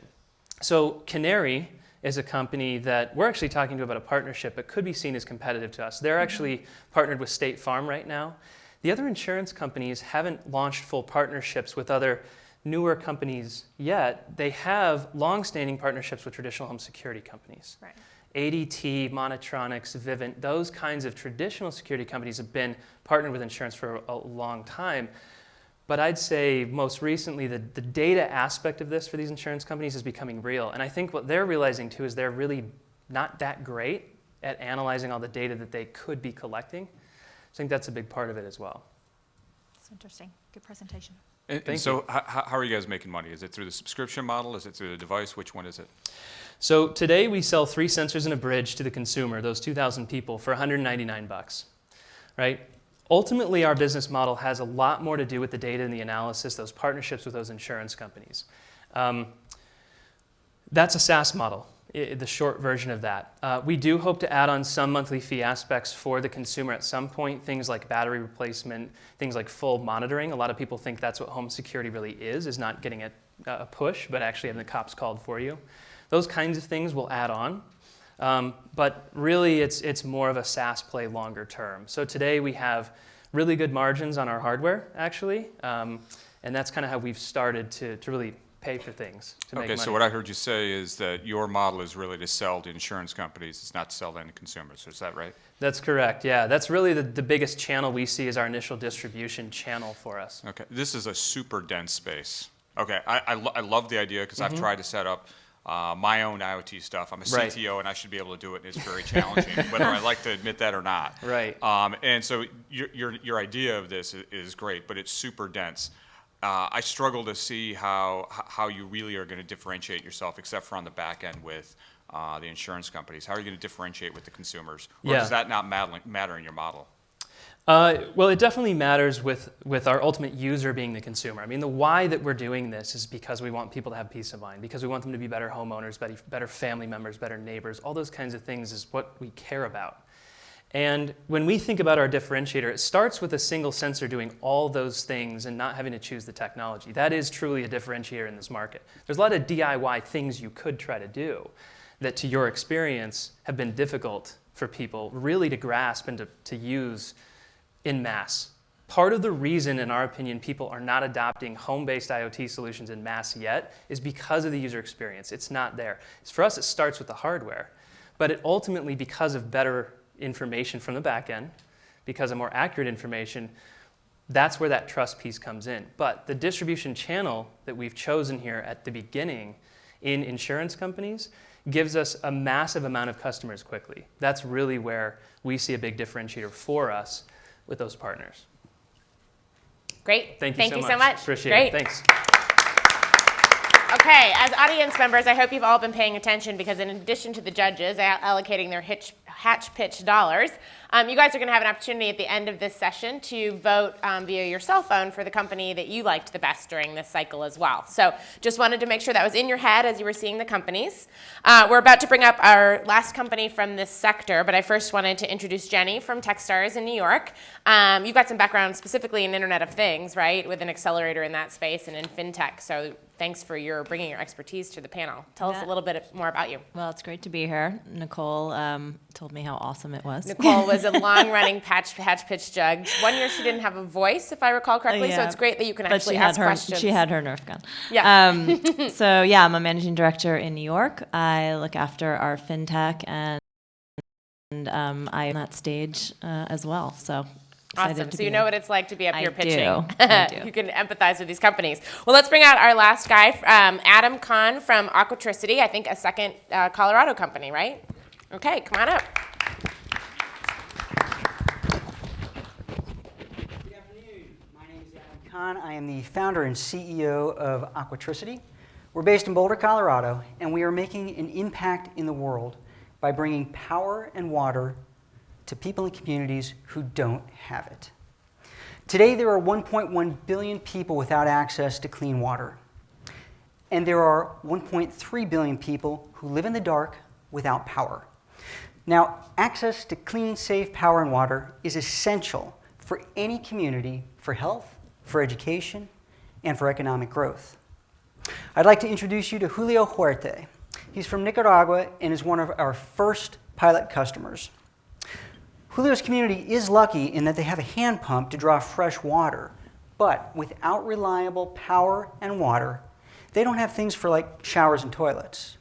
Now, at Aquatricity, we've solved the problem with our intelligent power and water control system.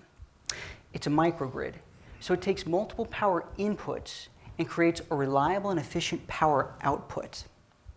With Aquatricity's system, Julio's community will have running water for things like showers and toilets. They will also have power for other devices that are going to allow them to increase their standard of living. Our market is $3 billion today, growing at almost 40% per year. Now, the way this works is project developers buy our control system and then incorporate that into their power and water infrastructure. So what ends up happening is we have hundreds of thousands of projects and tons of money being poured into these types of projects by organizations like USAID and the Bill and Melinda Gates Foundation. Now, today's vendors of these control systems are polarized. So at one end, you have companies like Siemens and Emerson that build low-end throwaway systems, or on the high end, like Schneider and ABB, who build high-end systems that are way out of reach. But no one is addressing the requirements for underserved communities. Aquatricity fills this market gap, and we will win because we have built this solution from the ground up specifically for this market. But we're much more than just a box. We are the brains. So this is a highly engineered solution that uses provisional patent software that runs on commodity hardware. So this is flexible, scalable, and cost-effective. We use Internet of Things sensors so that we can send information about the system right to our mobile devices. This is truly a turnkey solution. I give to you the microgrid dream team. I have 25 years at 5 venture-backed startups, one acquired by Microsoft. I was recently the CEO of an award-winning microgrid company. Jeff was a top exec at an award-winning water company. Tarun, the CTO of a battery company, and Diane was the former head of sales of Homer Energy, the largest microgrid software company in the world. But most importantly, I have worked with all of them before. So these past 7 months have been amazing for us momentum-wise. We have had awareness skyrocket as we've been all over the news. We have a CEO who has been nominated for Colorado CEO of the Year by 2 different organizations. We've made it into top pitch competitions and won several, including Boulder, Colorado's top 3 startups for 2016. We have 2 pilot customers, 2 key partners just jumped on board, and we have a pipeline of 3 major projects coming. So we've got a lot to be excited about at Aquatricity, but we are especially excited to be changing people's lives and making a difference in the world. Thank you.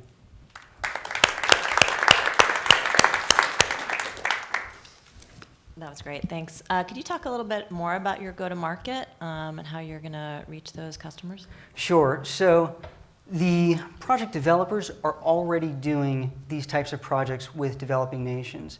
So for us, this is a sale just like any other in the United States. Most of the people that we work with are US-based currently. We are not on the ground. Our project developer customer channel is on the ground.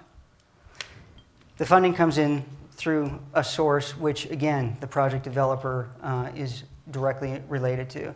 So this is just selling another component like a solar panel or a battery to anyone who's developing a project. So I love the product. I work with World Vision, have been down to Central America. I understand the problem. It's great. Can you talk to me a little bit about the technology? Because we've had devices for one reason or another. What's making yours different? Because it's like the conditions down there are really what causes probably the most trouble.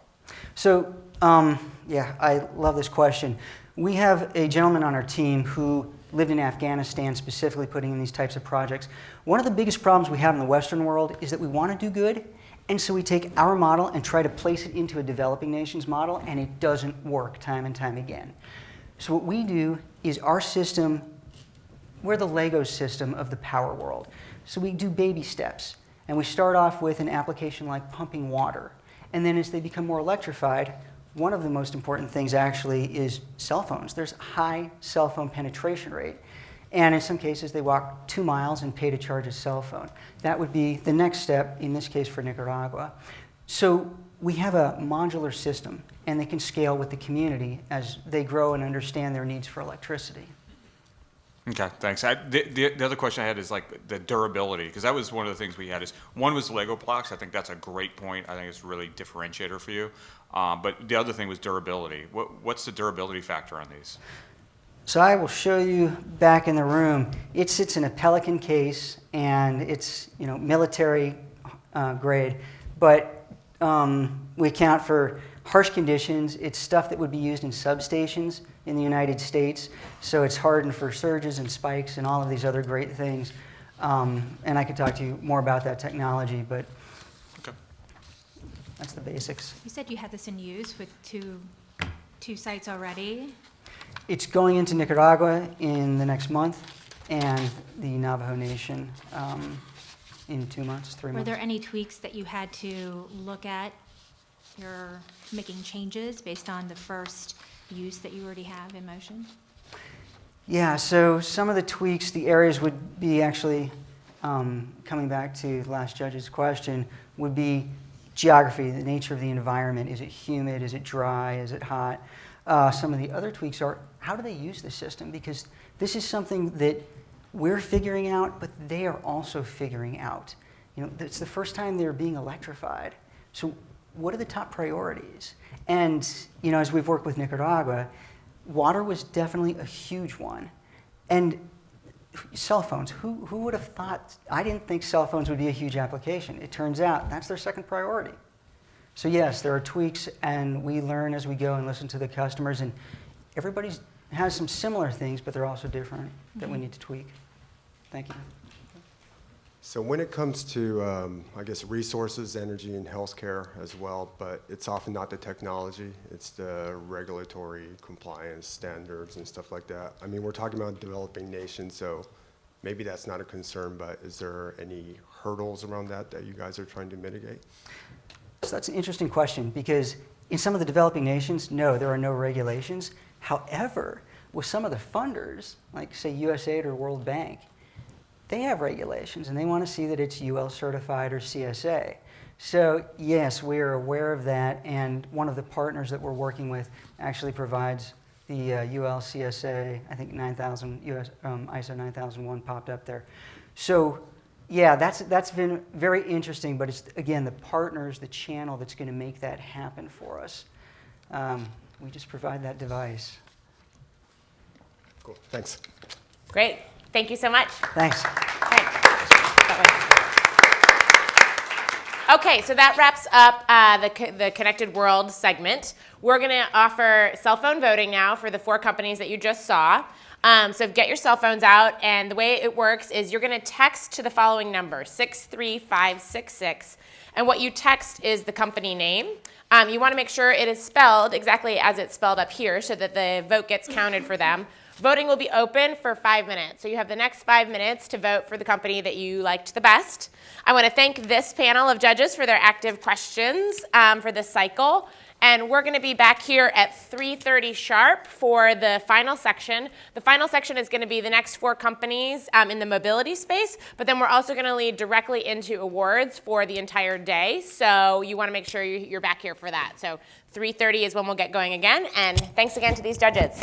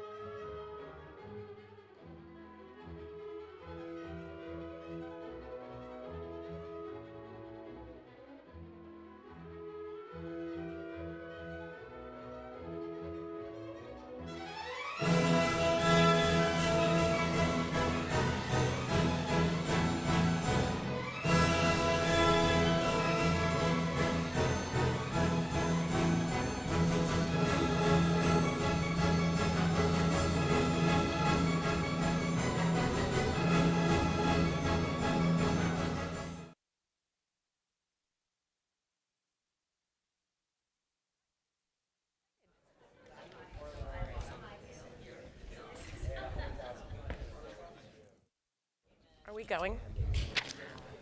Okay, we're going to try to collect people who are outside in the sunshine to come in for the final session. We'll get everybody seated. We've got a new panel of judges getting seated over here on the left. While we're waiting for people to file in from the outside, I'm going to just give you an update on the afternoon's agenda. So we're in the third section of companies. This is the mobility section, and for those of you who weren't here this morning to hear Greg talk about it, it's a pretty new category about basically how people are moving mobile transit, like new technologies in transit, and so we're pretty excited to be one of the first competitions focusing on this as a sector. So we will have 4 judges for this session, and they'll be the main ones on point asking questions, but the rest of the judges are also here voting for the companies.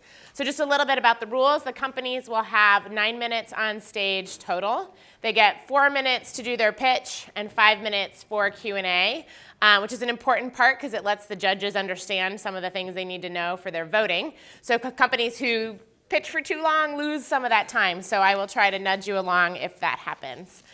In terms of how the judges rule, they're looking for companies that are really making an impact on the world, things that are really having a big innovative change in the world, and then also just sort of the traditional things you look at around companies, the team, the market opportunity, et cetera. The way they judge is they get $1 million in hatch bucks, and they need to allocate those like they would an investment decision. And so they have to put them across at least 4 companies, but they can't do an equal amount, so they really have to decide which companies they want to invest in the most. So that's the way it's going to play out. We have 4 companies presenting in this cycle. Before each of the companies presents, I'm going to have each of the judges tell us a little bit about themselves one at a time. And so as we prepare for the first company, I'm going to introduce Craig Cummings, who's an Austinite, local founder here in town. So Craig, tell us a little bit about yourself. Thank you. My name is Craig Cummings. I'm the co-founder of Ride Scout. Some of you may have met my co-founder Joseph earlier today. And special day for us because we came in second place at the Hatch Pitch in 2012, and that was market validation that we needed. We raised money after the Hatch Pitch. Fast forward to September 2014, and we were acquired by Mercedes-Benz.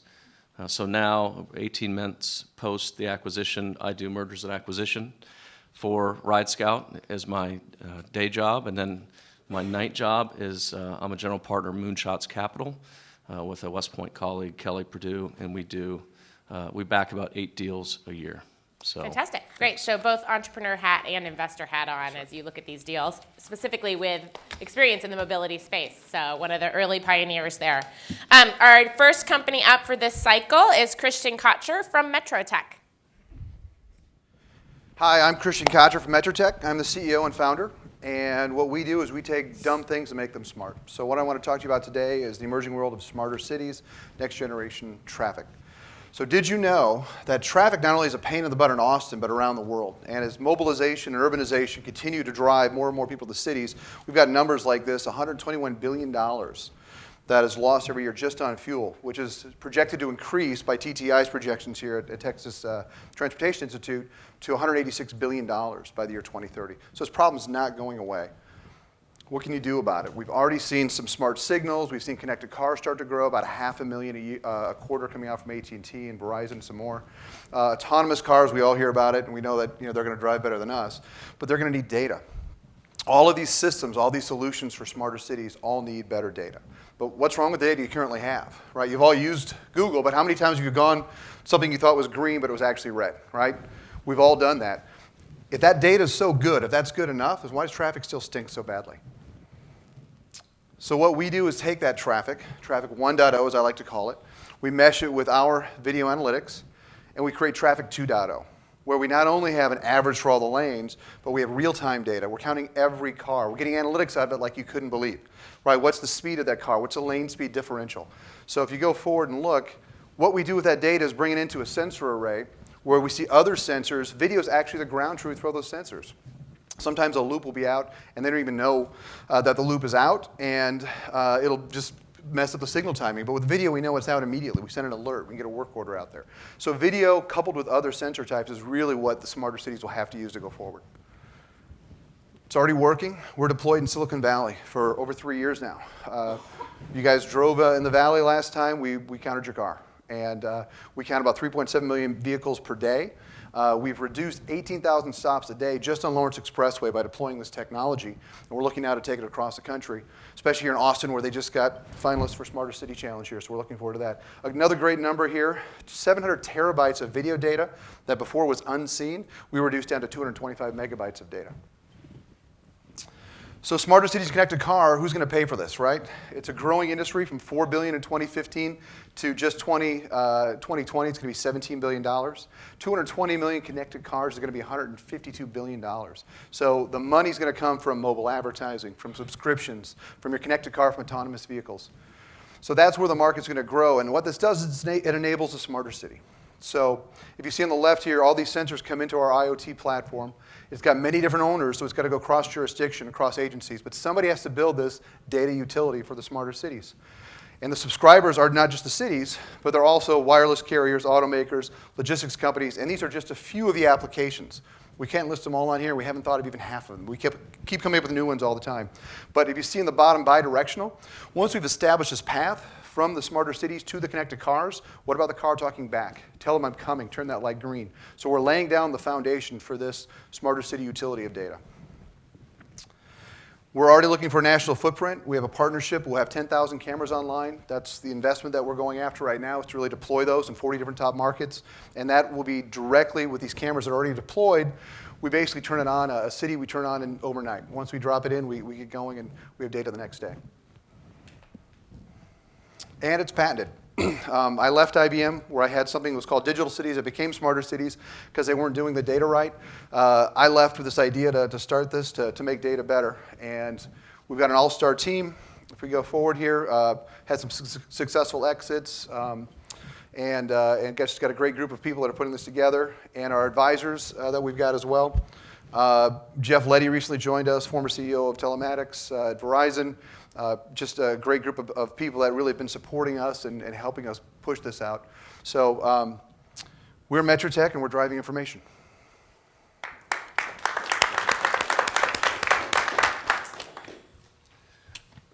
Very valuable data, Christian, but I do worry about the sales cycle here and how long it takes to get into these cities and scale. Yep. So can you talk a little bit about that?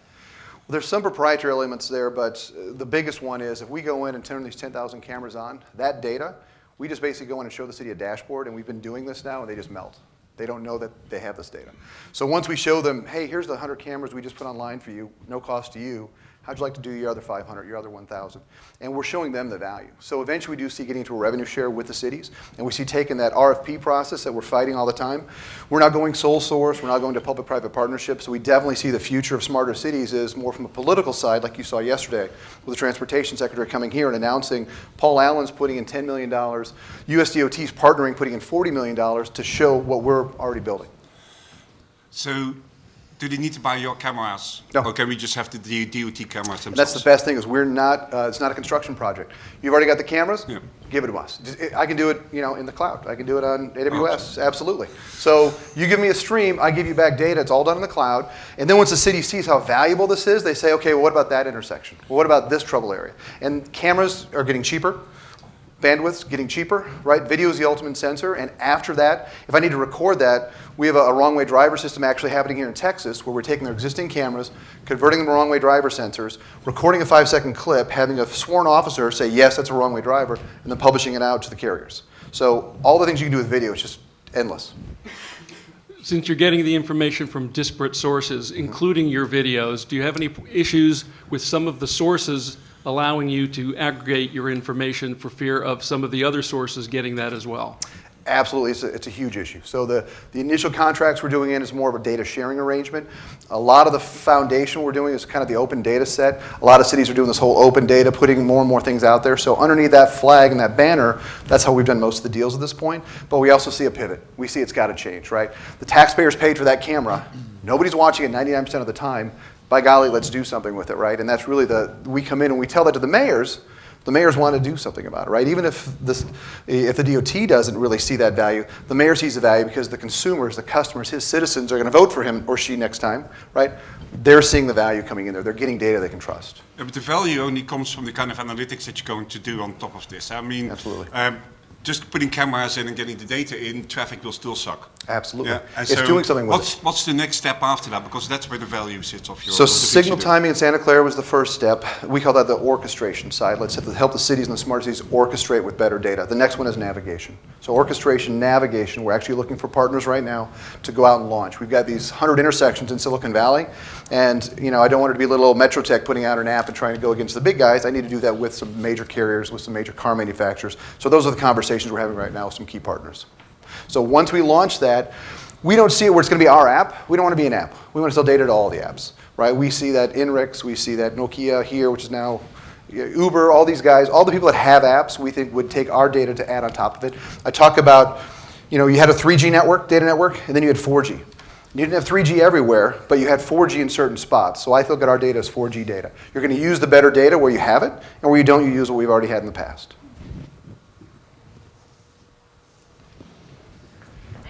Have any additional questions? Any privacy issues with the drivers? I mean, there's no cameras seeing the people. Thank but you. because you're now judging where they're going, whether they're turning, the cameras were removed from certain cities. And that is exactly right. So we do not do license plate. We don't do colors. To me, you're a candy bar on an assembly line.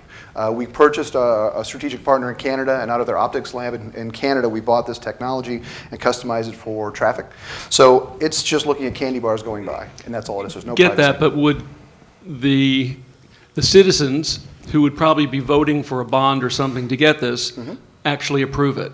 Well, we see this as, we have seen some objections where you have automatic license plate readers, but the actual technology we use today is a much more privacy intrusive because it's actually tracking your cell phone. That data that Google gets and Inrix gets is coming from your vehicles and from your cell phone. So we think that if there is a CNN moment, if there is legislation, if there is something major from a privacy standpoint, another Snowden element, we think that we're the answer because the privacy threat is really on that side. The 2.0 we're doing, we're just, think of a blurred out face, right? We're just counting, we're not tracking. Thank you. Thanks. Quick question. Are you guys going to integrate into signal management? Absolutely. We're already doing that in Silicon Valley. It's exactly what we're doing. And eventually we'll broadcast the signal. It's going to be turned green in 25 seconds, speed up, down. That's that two-way I showed you, right? It's better to detect, it's better to notify that I'm coming than have to drive up and let the magnets read me, right? So that you can see that efficiency will really work once I have that better data set back and forth. It'd be great to talk to you when we're after this. Thank you. Great. Thank you, Christian. And Thanks so actually, Ben made a great point that after the expo, after the sessions this afternoon, there will be an expo in the other room where all the companies will be available for you to go touch their products, get a demo, learn more about them, answer questions you weren't able to get answered today. So next up, I'm going to interrupt poor Werner during his judging and ask him to jump in and tell us a little bit about himself. He's our second Seattle judge for the day. He's the CTO at Amazon, and maybe tell us a little bit about what you're focused on, anything in mobility specifically. Oh, no, we don't do anything with mobility. We don't deliver packages. I mean... Via drone. Maybe. No. Something about the drones is that I've been asked to know is sometimes you want to put your sites into very innovative space. It allows you to discover what are actually all the other challenges that you may have, even getting closer to that. That said, I still believe we will be delivering packages via drones. And I don't know what time frame yet, but we will. Cool. Actually, I want to alert your attention to something else. There's a new program at Amazon called Amazon Launchpad. It's for companies that have developed hardware and hardware products to get them in front of retail. And so you can work with our Launchpad team. These groups have started building the hardware through a Kickstarter campaign or crowdfunded, and are looking for a way, how do we get these physical products in the hand in front of consumers? Now, you can work with the Amazon Launchpad team to get your product, to get your company promoted on Amazon.com as well as your products. And so it's a great way, and we'll be doing fulfillment for you, customer service, all these things that are really hard. Great. So And look so at the how do they connect with the company? Is there a website? Amazon Launchpad program. You just go into Amazon, you type in Launchpad, and you'll get in front of that. Tomorrow at 5 o'clock in the Marriott, there is a session on where the Launchpad guys will tell you how to best get your products featured on Amazon. And at what stage or scale, like what do the companies need to be able to do? You need to have, you need to demonstrate to us that your ready product to actually have works. a lot of attention potentially. There is a little bit problem. there's a little bit of curation, of course, that happens there, but it is the way to get yourself in front of hundreds of millions of customers. Great. Maybe this is a good one for Jest.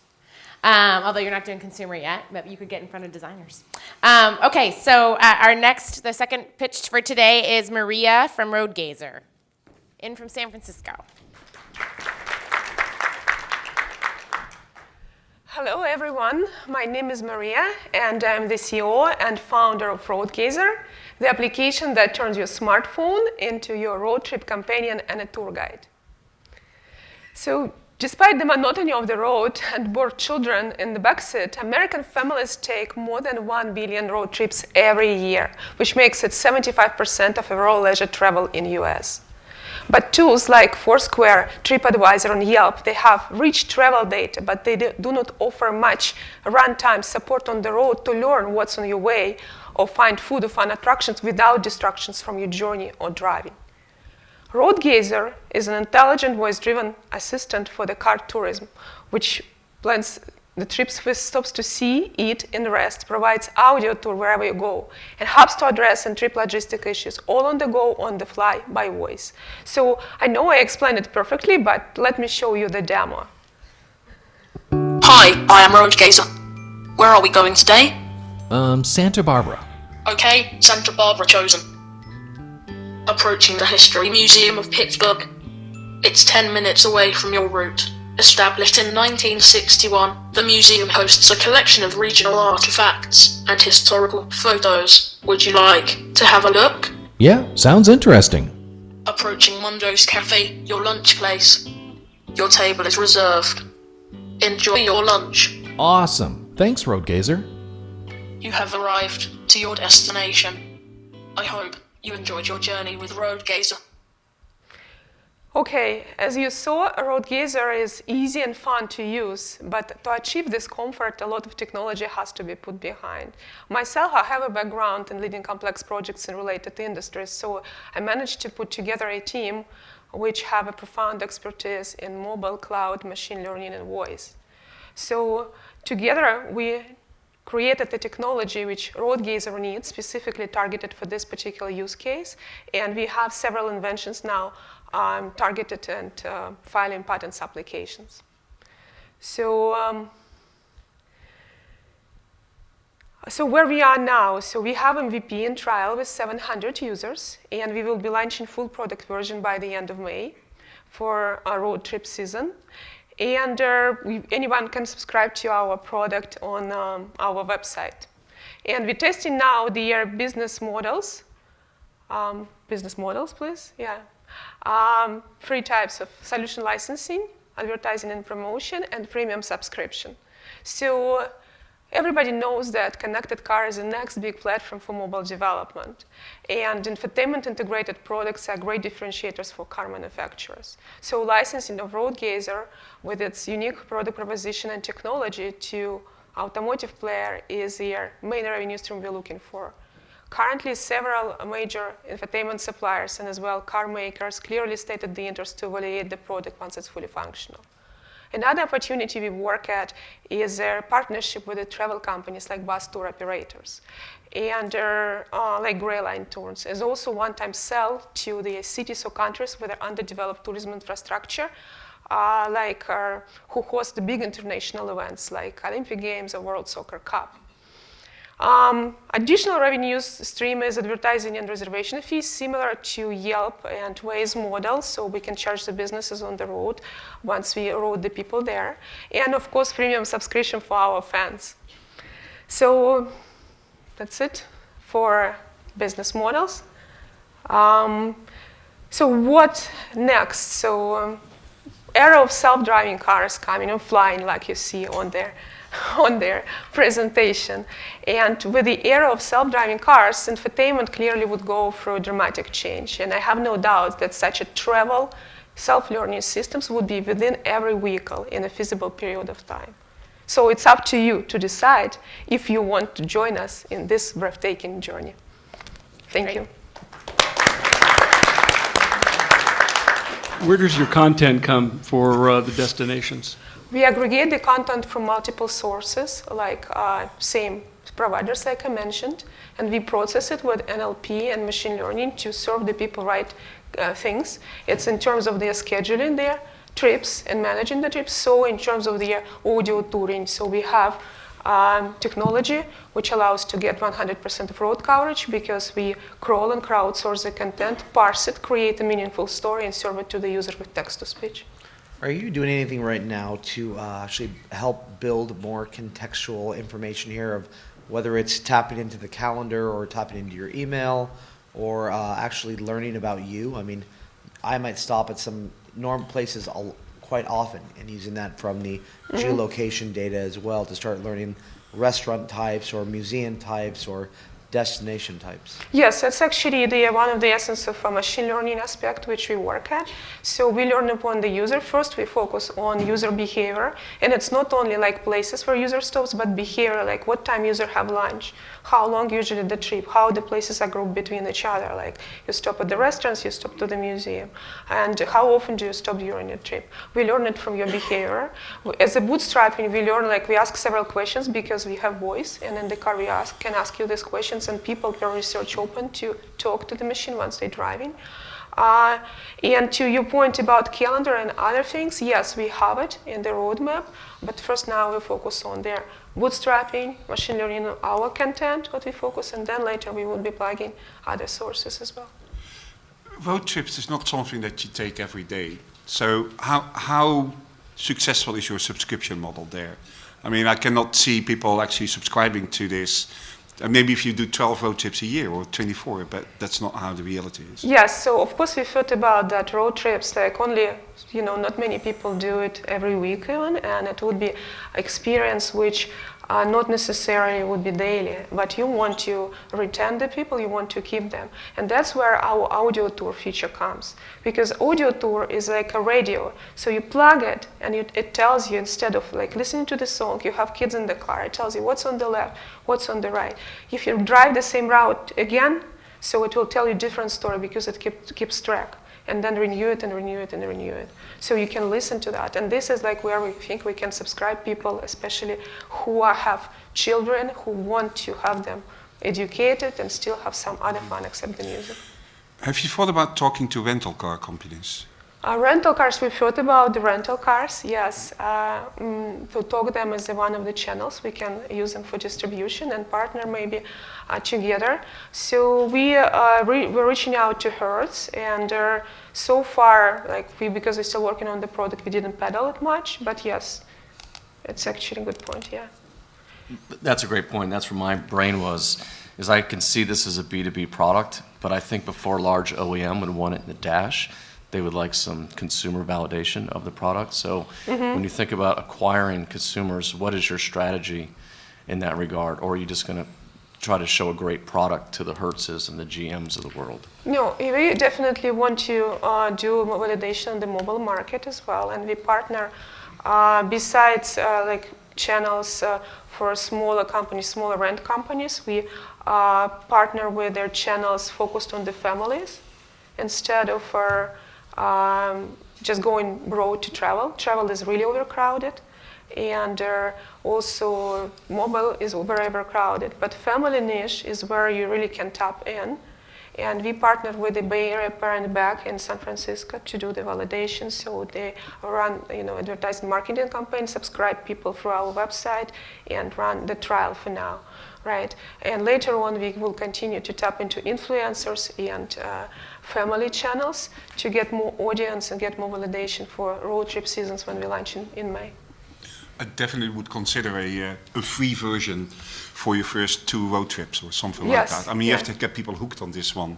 If it should sell itself, almost. Yes. But, I think you have to start off with something that is free. Yes. Also, you may want to, since family is your main objective in targeting them, you need to look at like mommy bloggers and things of that, where you have your free opportunities, and that it can be broadcasted out, right? So it's not free each person, but try to get your free moments to a large visibility. Yes, thank you. Great. All right, thank you, Maria. Thank you very much. Okay, so as we prepare for the last 2 companies, I did want to remind the audience we're going to have cell phone voting, where you guys actually can vote on your favorite in each category. So as you're watching these today, make sure you're kind of thinking through who you're going to vote for. I want to introduce our next judge, Jay. Jay is an early pioneer in the e-commerce space, is the founder of Blinds.com, which was ultimately acquired by Home Depot. So you're an entrepreneur in the trenches as well, and would love to hear what you're focused on today. Yes, we started in 1993, the year before Amazon. Did you hear that, Werner? But they did catch up. Because I sell blinds, I'm uniquely qualified to judge mobility. For sure, yes. They go up and down and side to side, Exactly, depending on the blind. exactly. Right. But I'm happy. I'm still running Blinds.com. I'm part of the Interconnected Retail Foundation platform for Home Depot, so on the online interconnected part, and an investor as well. Great. Okay, cool. And a capitalist, actually. If you haven't seen his T-shirt, it's pretty awesome for judging a startup competition. Awesome. Okay, so our next startup is Split. I believe the presenter will be Anya.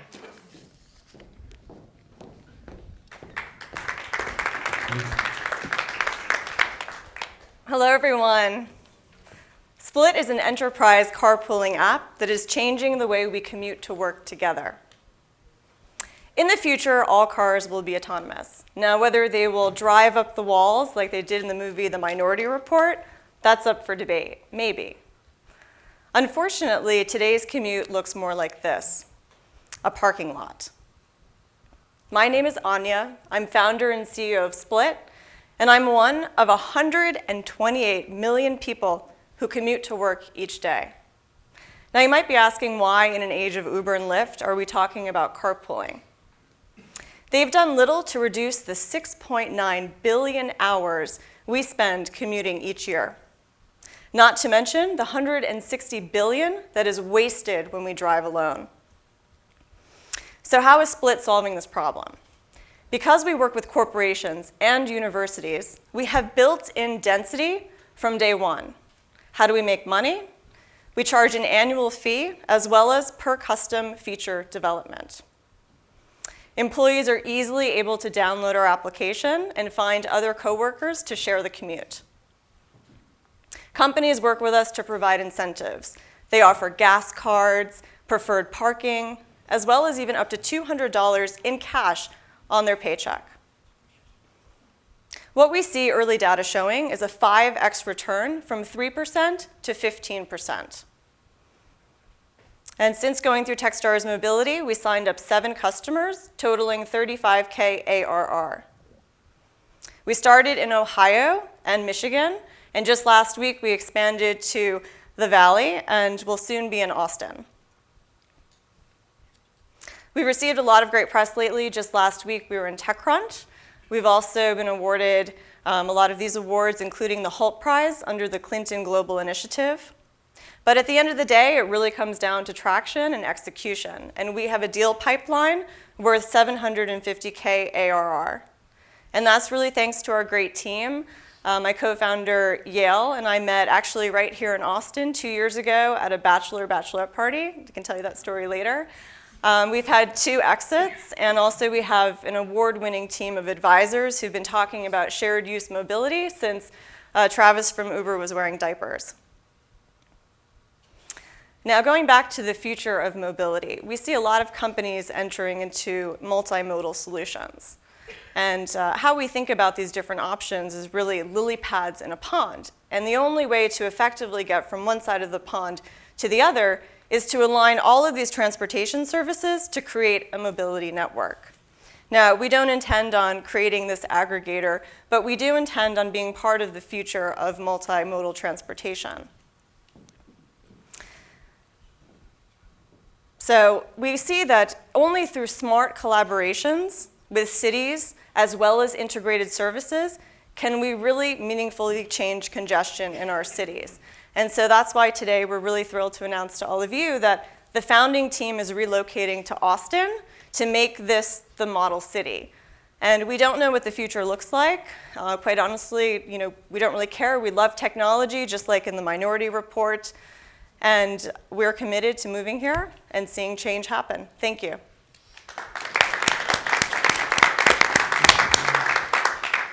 I'm confused. What is your technology? We're an application. So you are basically live on- matching individuals that can and want to travel together to work. Yes, and so we Okay. focus strictly on enterprises. Yep. But these are people within the same company usually.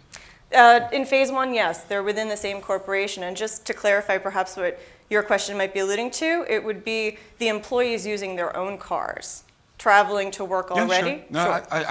that part I got. I thought, Okay. what is your unique side of this? That except for being a broker, more or less, or a marketplace for discovering other people that are traveling to work about the same path. Things like RideVan and other that companies have, although that public transport companies have started. Why have they not become successful? And you think that you will become successful?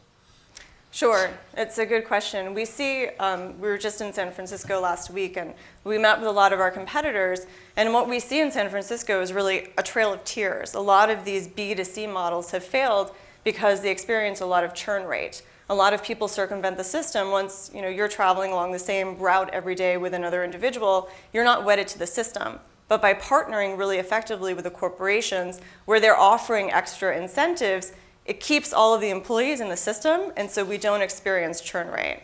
And then in phase two, what our customers are already asking for is to cross-pollinate with other corporations. Anya, a challenge in the space is the getting home challenge and timing in general. It's tough to coordinate. How are you getting around that? Is it on demand? How much planning goes into this?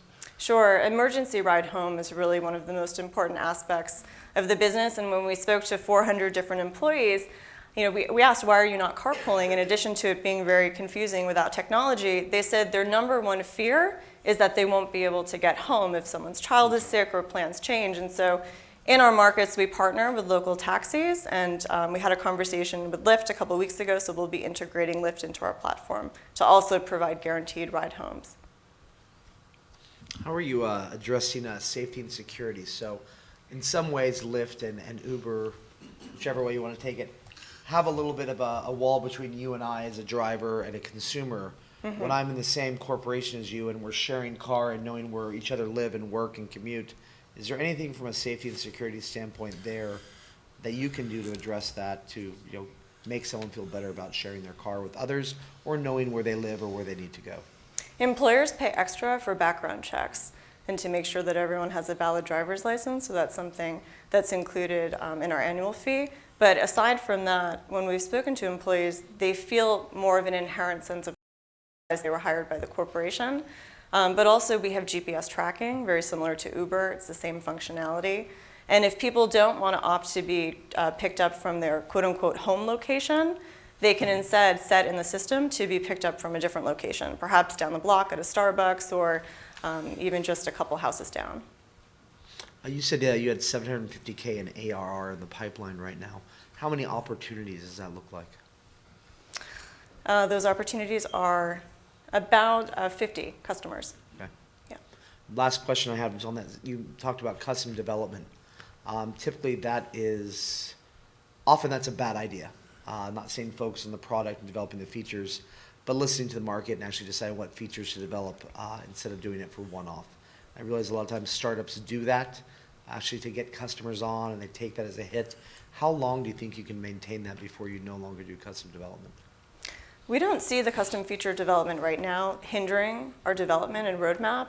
In fact, it's only helping us acquire more customers. So for instance, Honda is one of our customers, and they said the only way that they would sign up for Split is if we were able to account for on-demand routing and scheduling, because a lot of their workers come and go at different times.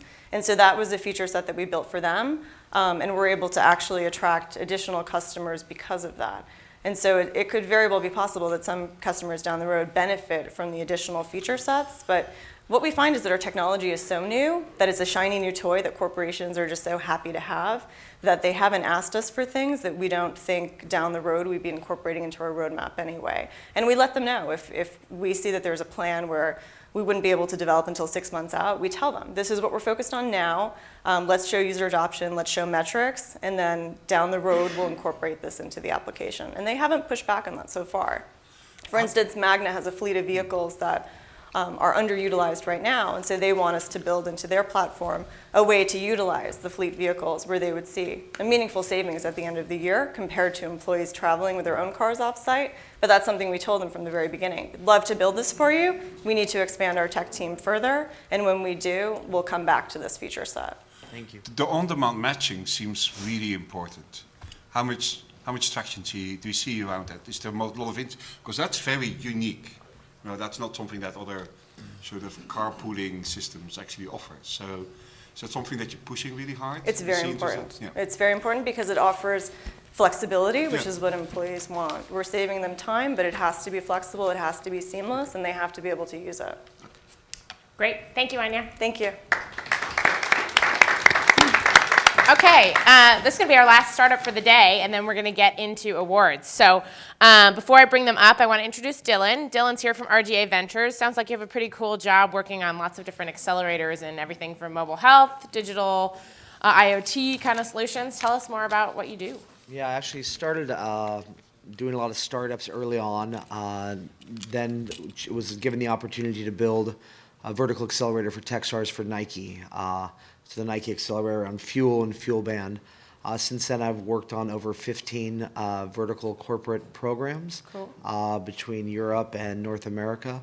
Currently, I actually just announced yesterday a new one in connected retail and commerce in San Francisco with, Amazon, Macy's, Westfield Mall Corporation, Bank of America, Walmart, and a host of other partners. We're really trying to look at that consumer experience from physical and digital. Cool. And you're based where? Portland, I live Oregon? in Portland, Oregon, yeah. Okay, great. Well, welcome to Austin. Okay, our last startup for today will be CarForce. Please come out, Jessica.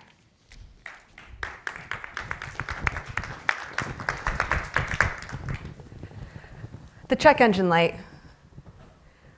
We've all seen one, but we don't know what it means. It's that, oh no moment. Now, your local dealer would love to know that this light is on so that they could help you.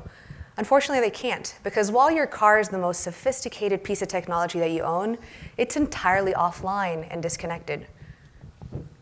CarForce connects the car back to the dealership when the customer's at a point of need.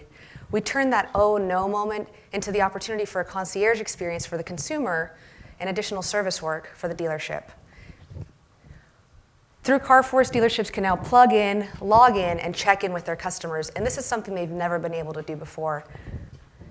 We launched with our first dealership customer on December 8th, and I'm about to log in and show you Luis's view, the service director at Baker Nissan, and what his top 3 daily use cases are for our product. Now, when he logs into our cloud-powered dealer dashboard, he's looking for 3 key performance indicators: the number of repair order opportunities, alerts, and the service revenue opportunity across his 300 connected customers on our platform today.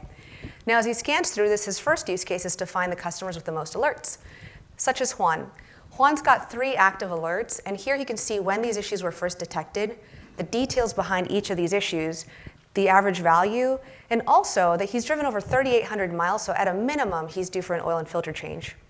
Second, he's going to look for the most lucrative opportunities across his customer base, such as Wendy, whose Murano has a camshaft position issue.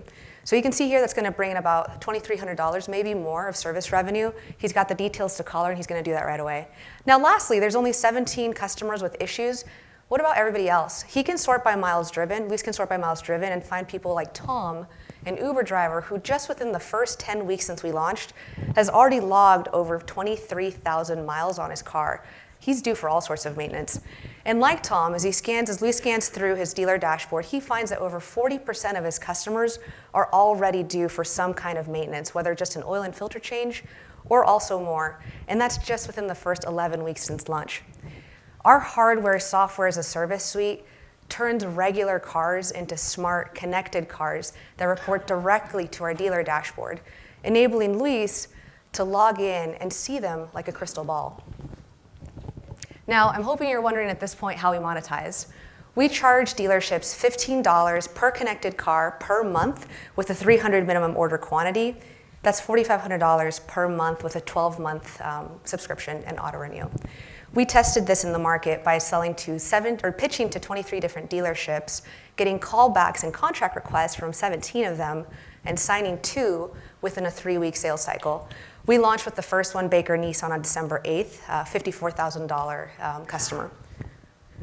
So how large is this market? How many Baker Nissans are out there? So if you look at the entire market, this is a pretty classic infographic from the auto industry, and what it shows is that the $147 billion parts and service annual market is really controlled by about 250,000 service shops across the country. Those are all our target customers.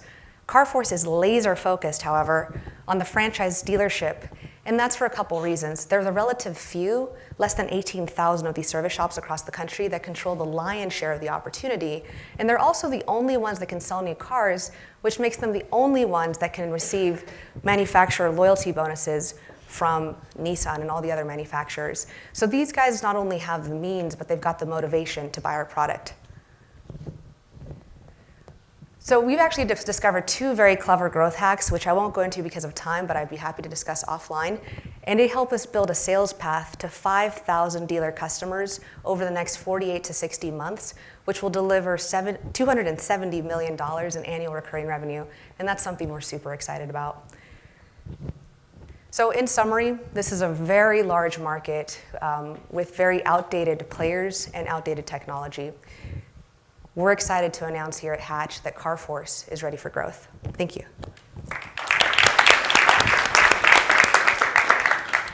So I assume this is something that plugs into the diagnostic port of the car? Yes. Yeah. So if you focus on dealerships, most of those sell new cars.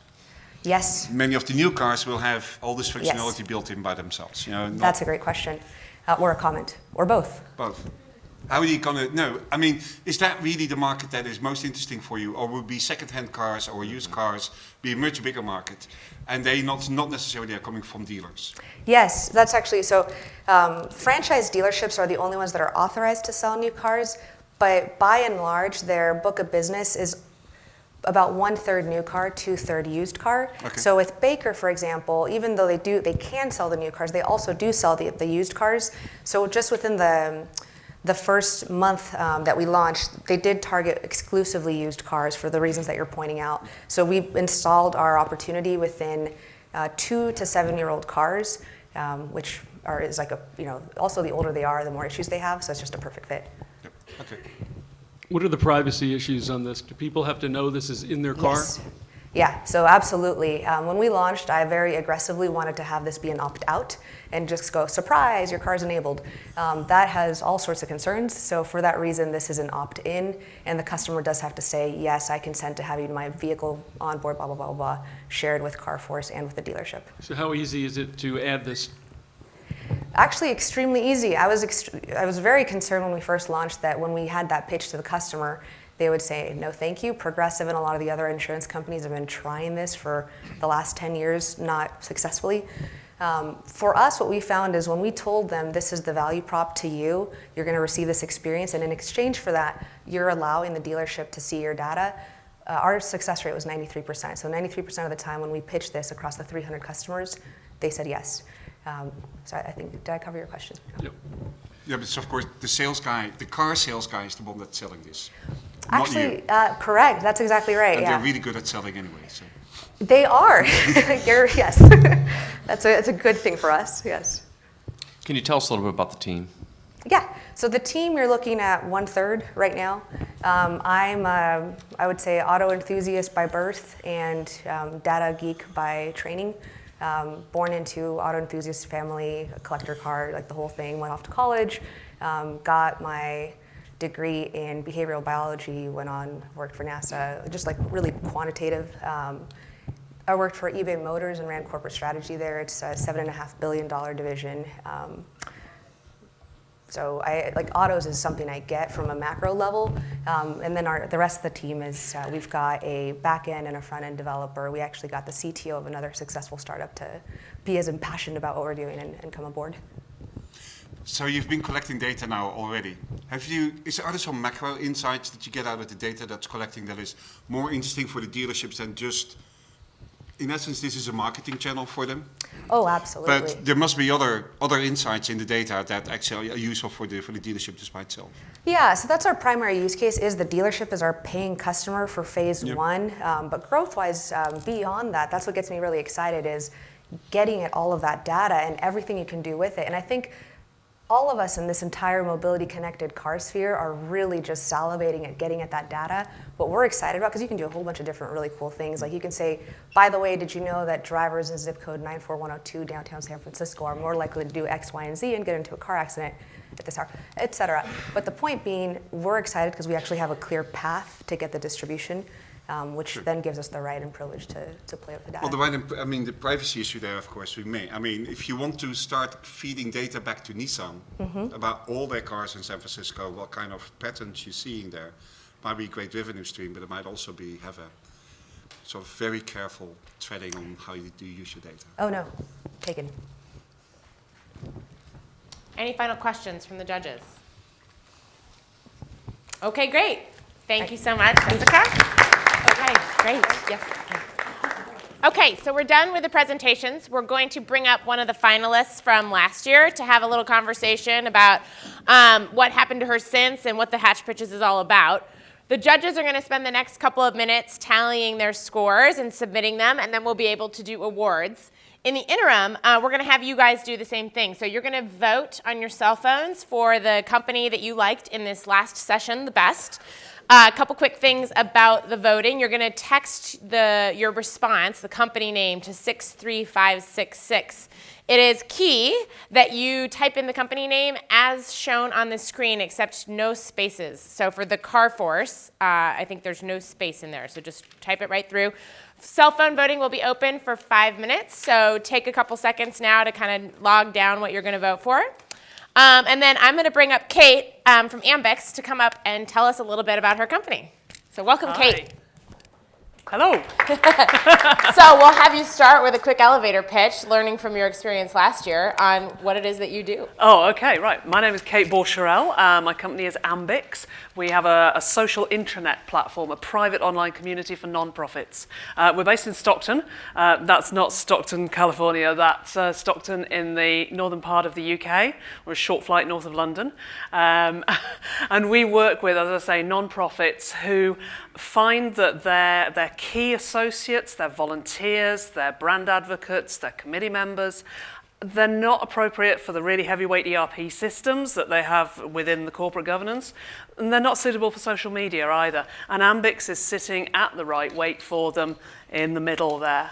So that's what Ambix does. Okay, cool. And so you were a finalist in last year's Hatch Pitch.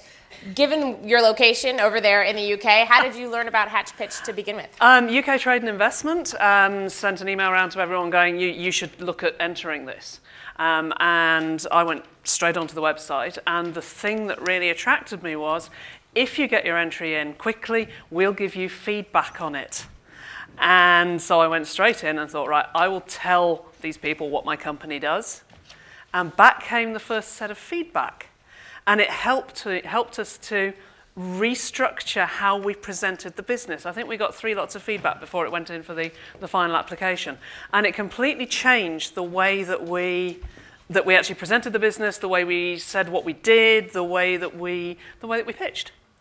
And that was a fantastic experience straight away. And it's actually pretty unique. I will tell you, when we were at DreamIt, we would get thousands of companies that would apply for a cycle. And while all the companies who didn't get in really wanted to get feedback from us, we found it really challenging to be able to give that feedback. Yeah. But I will say it is a credit to Hatch Pitch that they do make sure, and like part of the benefit of this system for the entrepreneurs is actually that they do go through and actually provide feedback to all the companies who apply, not just the finalists that they're trying to get on stage. So kudos to the Hatch Pitch team for all the effort that they put in to help startups kind of prepare, if not for this year's presentation, maybe for a future presentation, which is awesome. I mean, in fact, thanks to that feedback, we then put together a little executive summary, and that underpinned a seed round that we completed before we even found out we were in the final. So the Hatch Pitch paid off before we even got here. Yeah, just in terms of the application. And so it's not just that process where they actually get involved, right? So another part of what's happening behind the scenes that you guys didn't see today is that there's coaching and mentoring and sort of presentation preparation. So talk a little bit about what that's like. That was great. As soon as we found out we were finalists, we were allocated a coach, fantastic guy, worked on a few Skype sessions to really change the way that I could present and inspire people about what we do. And that helped me focus when I was talking to people. It means that I can now walk into a room and go, right, this is what we do, and connect with everybody. Really great opportunity. Cool. All right, so tell us what's happened to your business in the years since you presented at Hatch last South by Southwest. Well, it's been an interesting year. Okay, when we came back from South by and from Hatch Pitch, we had some really good coverage of the company, and we'd started to understand where we wanted to develop the business and the kind of help that we needed. And within a couple of months of coming back, we got a new non-executive board member who acted as chairman and started to help us to direct the company for success. And I'm really very excited because on Wednesday, this past week, our non-exec chairman, after 10 months of being involved with the business, acquired half of the business. And so we're now part of a large technology group in Newcastle upon Tyne. So I have access to a huge bank of developers and a top commercial team, which is fantastic. Which is pretty great. You think about it, it's a really fast time frame to end up with an acquisition, and Ride Scout sort of had a similar experience. It was the 2012 Hatch Pitch, I think, where Joseph presented, and the acquisition happened within 2 years. So hey, maybe some of you startups that are out there today are going to have a similar result, which is pretty cool. Yeah. Anything else you want to talk about your Hatch Pitch experience? Look, being part of Hatch Pitch opened up a lot of doors. Just being with the group of people that were involved in organising it meant that we got introductions to people we would never have met on our own. There are actually people that I met when we went out after the pitch that I'm still dealing with in terms of putting together quotations and proposals for work. So, you know, and also, I'm still finding we get hits on our website coming through from the Hatch Pitch site. Oh, excellent. So they must be doing a good job of SEO out there. Oh, yeah. So it actually reminded me of something that, you know, for the teams that are all here presenting today, obviously you're going to spend a lot of time, hopefully in the expo, meeting with people that are interested in your company. But don't forget how great it can be to use the community around you and meet the other startups as peers who actually might be, you know, introducers for you as well. So. Great. Well, Kate, congratulations on your success in the acquisition, and thanks for coming out today. It's an absolute pleasure. Awesome. Thank you, guys. Okay, thank you. See you later. So I'm going to re-invite Greg Wright, the founder of Hatch Pitch, up here. We're going to talk about sort of the rest of the afternoon and how it's going to play out. So the expo starts as soon as we're done here with awards, right? That's right. Yeah. Okay. And you want to talk about some of the people behind what made today happen? What made today happen? So, yeah, I counted up 58 people involved in putting Hatch Pitch on. Of course, you've got this incredible panel of judges. We've got 12 judges. They're giving up their time to come here. Hopefully, they're enjoying what the startups are presenting as they get ready to fire on me. We also have, behind the scenes, about 20 volunteers who put Hatch Pitch on, and this ranges from the outreach to find these companies from all around the world. We have a team of people who go out and tweet at them and try to figure out like who the heck is in the space that we're looking for. We're looking for early stage companies that are less than 2 years old. They've raised less than $3 million. They're in a tech, a tech division, and they're looking for, they're basically changing the world in the way that makes life better for all of us. Speaking of which, how did you choose the categories for this year? So we do have some favorite categories that we do like to look for especially. Some of these are related to where we are in the world, in Houston. We have a very strong interest in bringing in or in dealing with digital health companies, so that's been one of our sectors that we look for. We got really excited, especially because of the opportunity of working with Ride Scout in the entire movement towards this mobility and smart transportation alternatives. And so just from a point of view of myself and Brian McQuarrie, who sort of focus on that outreach part, we thought, we need to be putting something like this together and do connected cars. We came that close to having the Google car here today. Unfortunately, it's not allowed to be in this part of Austin. Can you believe that? So I was like, what? So all of these different things coming together, and we just saw the passion, with Ford Motor Companies interested in this stuff. We looked at, some of our existing judges, interested in this stuff, and sort of really got more excited about what we could do in the connected car, the Ride Scout type, connected smart transportation alternative type stuff. Cool. So those are two. And then we've always been focused on Internet of Things. And we wanted to expand that process out a little bit to look at, let's call it connected world, and look at how are people using the connectivity to make things better. So let's move away from the technology side of it. So that's why we don't call it IoT. We don't call it, mobile. Nobody cares about mobile anymore. You care about, like, what can you do with the fact that you now have access to data, however the heck you got that data. So that's where that middle section that we did, the connected world. Cool. So sorry, I interrupted you. You're kind of talking about all the people who bring this together. So there are a lot of people that work on sourcing the companies, but there's a lot of stuff behind the scenes that happens too, right? So, well, first of all, I'd like to say thanks so much to Ballet Austin. We were looking for a venue that gave us a bit more professionalism, and I think this is absolutely fantastic. And Ballet Austin people have been so fantastic working with us. They really are professionals.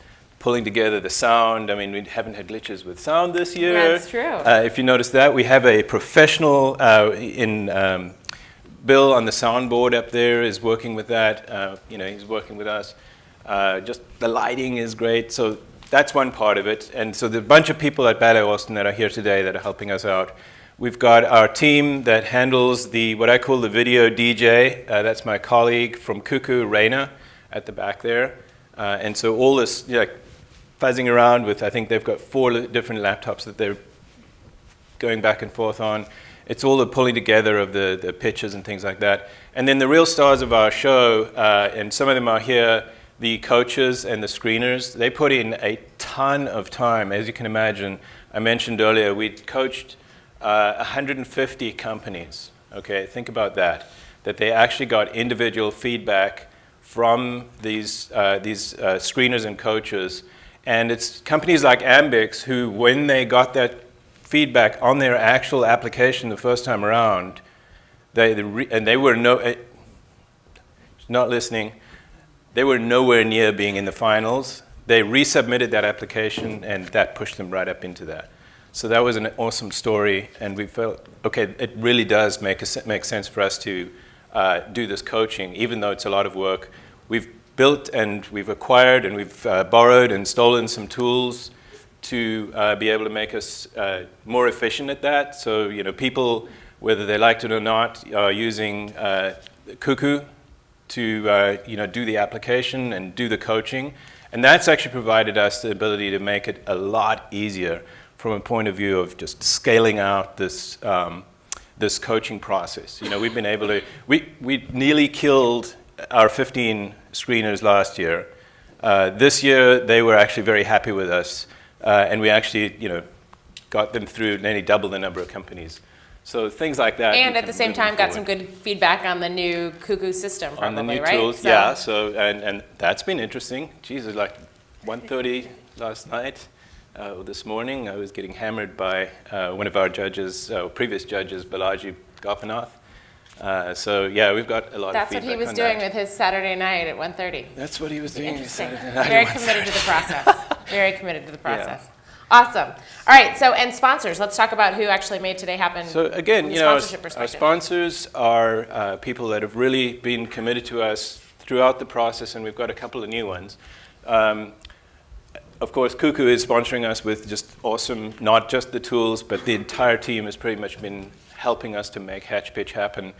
So thank you guys. It's been. We've got Oshie Liang, who's been with us since the beginning of Hatch Pitch. They love the idea. They've been helping us out. They've been a silver sponsor for the entire time that Hatch Pitch has been on.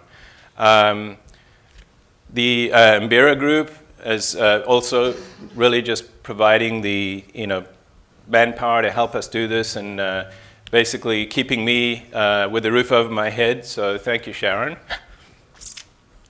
And then Blue Lions has also been our founding sponsor, in fact. So they've been with us ever since we started. So those are our silver sponsors. I really, really appreciate them. And then you see Prezi basically provides a large number of free accounts for all of our participants. And they basically give them a free version of their premium product for a year so they can use Prezi. We've had a number of people that have, while they struggle to get into it, they realize just how powerful this platform is, and they just love it moving forward. Pro-texting, those are the guys that allowed us to do the text voting, which hopefully everybody's voted, because I think we're out of time I on think that the now. timing's up, so. Yeah.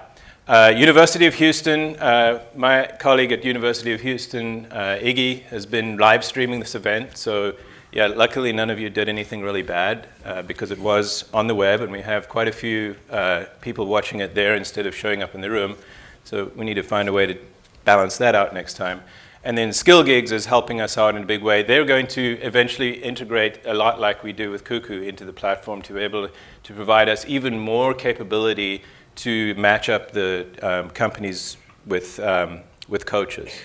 And they're providing a massive prize for the companies that we'll hear about in a few minutes. Okay, well, hopefully we'll soon get the judges' rulings on who the winners are. You want to talk a little bit about the expo and anything people need to know about how that works Yeah, this so afternoon? as many of you know, at the end of a typical session here at South by Southwest and the end of Hatch, everybody's kind of fired up and they want to sit and chat, and you've got the organizers or the next session is coming in, and so you're getting herded out and the people are running around moving tables and chairs and things and making it really awkward and maybe even dangerous to be there. So we figured... It's been like that in the past. Yeah, you remember that? Yeah, I So do. this time we've got the room next door here, and we can run out of here before they start tearing this place down and just go over there, grab something to eat, drink, sit on a couch, see the companies. They've all got booths. Play the electronic guitar. That You seems can pretty play cool. the guitar. You can go and harangue Carforce about their business model, all that kind of thing. So that's the place to be, like straight after this. That's the expo. And another thing is we've got a few other companies in there.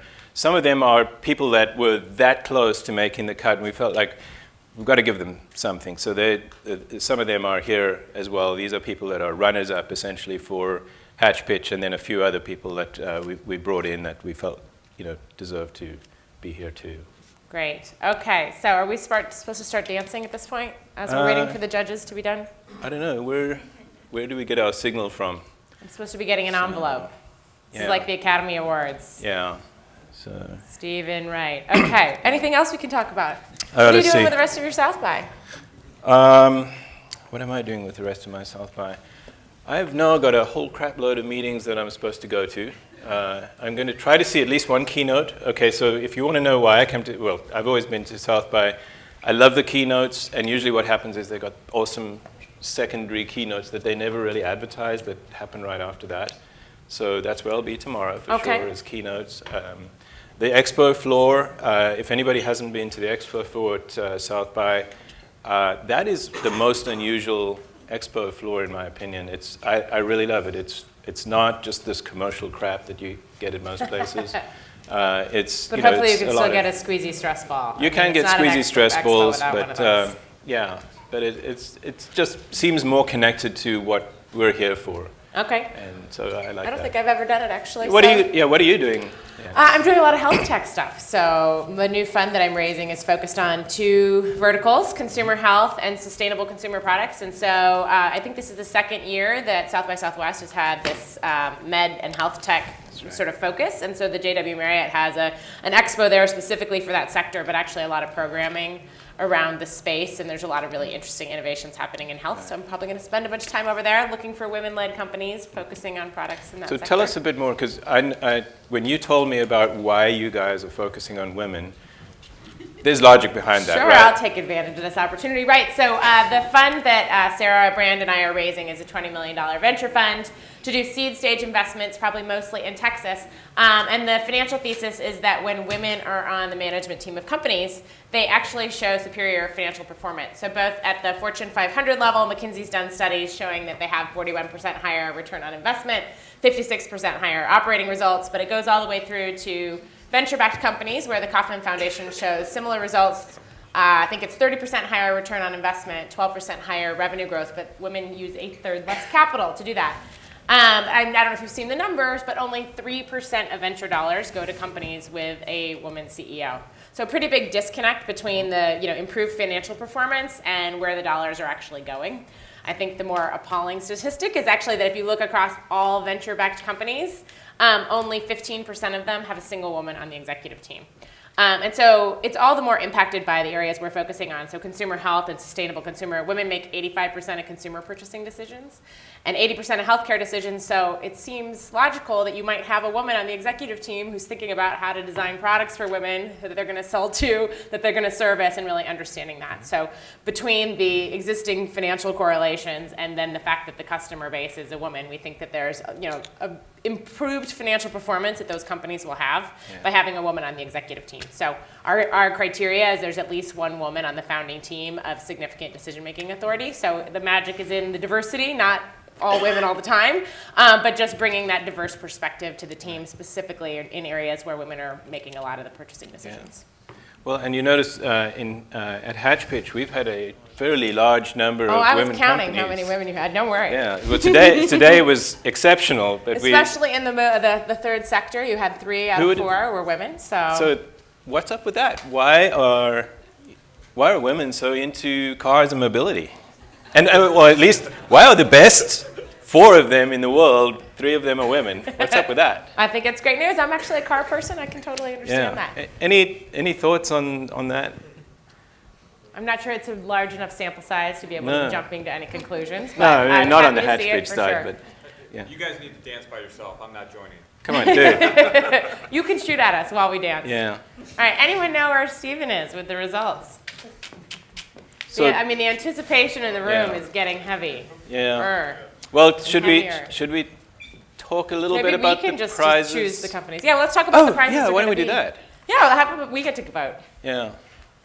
So why don't we talk about what the prizes are, and then when people can up there, when we get the envelopes, we can actually. Then we can find out what they really are, because we'll be making this up a little bit.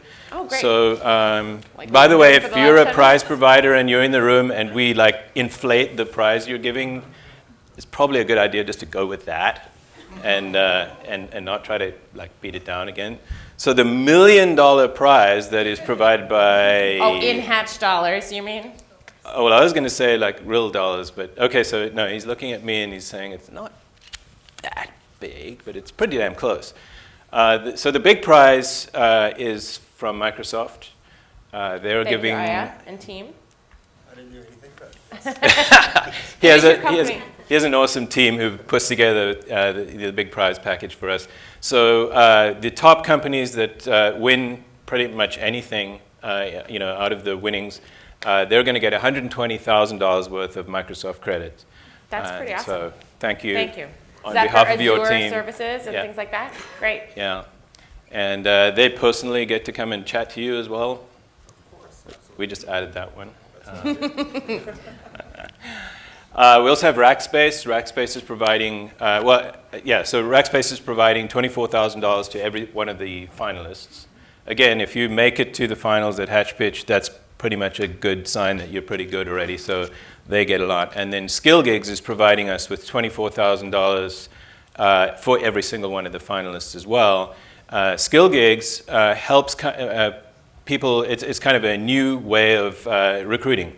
And so they're using really smart data and kind of growth hacking, LinkedIn and stuff like that to make really smart decisions about how, what people would fit your company without going through the difficult way of getting lots of Craigslist getting all that stuff. applications. Yeah. Right. Cool. So those are the main ones that I can think about. Everybody also is getting the BizSpark package from Microsoft, and I think that's And if Werner and AWS wants to match that. Yeah, I We mean, do, yeah. Werner, what do you think? We've got this program called Activate.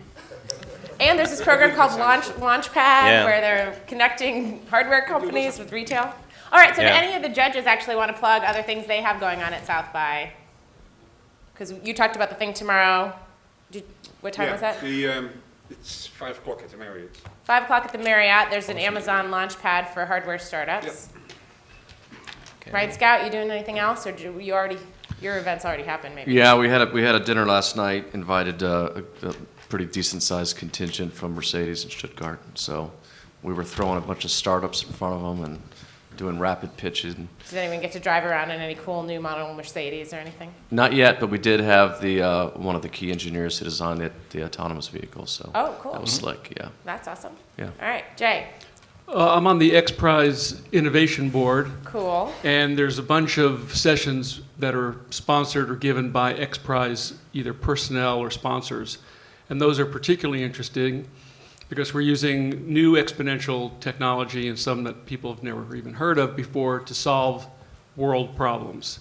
So what types of problems are you guys addressing? I know they've done things in space before, and Going to space and back and up the same week with 3 people, that's something they've done.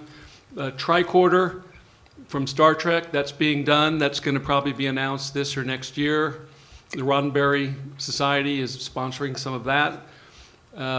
That's a device that you just place in front of somebody and will diagnose 15 diseases. And there's people from all over, teams from all over the world that are entering these contests to win money. That one's sponsored, I think, by Qualcomm, $20 million prize. that's a big deal. Yeah. It's almost as cool as a bunch of software from Amazon Microsoft, wait, not from Amazon. Looking at Werner, sorry, from Microsoft and Rackspace. Oh, I have some exciting news for you guys. Yeah. Where are the envelopes? Really hard. I bet you were working really hard. Okay. So I can ditch this. I'm sorry? I can ditch that thing. Wow, we're getting really aggressive up here. All right. All right, so this is, so each segment gets a winner, and let's start with the first segment, which was digital health. And just to qualify, there's going to be an overall winner, right? So we're going to do the Yeah. winner of each segment, but then the overall winner is where the prizes come. So this is just how the voting turned out for the first segment. Right. Greg, don't have a Steve Harvey moment, okay? Fortunately, we don't have any crowns to give out, so we've got that Okay, so benefit. the awesome thing is, well, I'll show you in a second how big they've written this stuff, so I shouldn't make a mistake on this. So, okay, digital health, you saw those digital health companies, and the winner on that company, that was BrainCheck. BrainCheck. Yeah, from BrainCheck. Yeah, are you here? And she was actually our first presenter this morning, so the pressure was on. All right, hooray! So, Is anyone quickly taking run photos? up. Yeah. All right. So, Congratulations. Congrats. Yeah, congratulations. Awesome. Okay, we'll do a quick All right. photo. Oh, yeah, do the photo, and you can she take the actual piece of paper? Yes. I don't need to keep it. All right, All right, take you that do with it. you. Thank you. Okay. All right. For the second segment, Second segment is the Connected World segment. So Ben, any thoughts on that one? Is there any surprise about this one? Who loves musical instruments? Artifon. all right, congratulations to Artifon. Yay! Congrats, Okay. well done. Congrats. All right, let's Oh, get in here for the photo. quick photo. Thank you. Awesome. All right, take that with you. All right, Joseph. well All done. right. Oh, Yeah, okay. great. Okay, so for the third sector, excuse me, All right. mobility. Mobility, and this is a tough one. So, where are you, Jesse? It's CarForce. All right, CarForce, congratulations. Hooray! Congratulations. Hi, thank you. Okay, Get photo. that.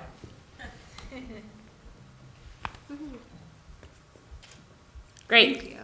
Okay, so the next Well done. prize, congratulations, was the social media favorite. So this was the week before. The startups had an opportunity to basically use their social media presence to try to get votes for their company. All right, and the winner of this one is going to receive $3,000 in credits from Founder Suite. And the winner of the social media favorite is Integrated Bionics. Great. Stefan, who would have thought? All right. Congratulations. Good All work. right, good job. All right. Oh, you've got to get a photo. You got to get a photo, and you got to get your Take the special. prize. Cool. Thank you. Here we go. Good job, Stefan. Okay, and then we did a similar tool today using the texting tool. We have the audience favorite from today. All right, so this year, again, people like digital health, and the winner that the audience believes, Bala, it's you. So, Luminostics. Luminostics, and again, this winner will get $3,000 in credits from Founders Suite. Good job. All right, congratulations. Thank you. All right, got a good handshake.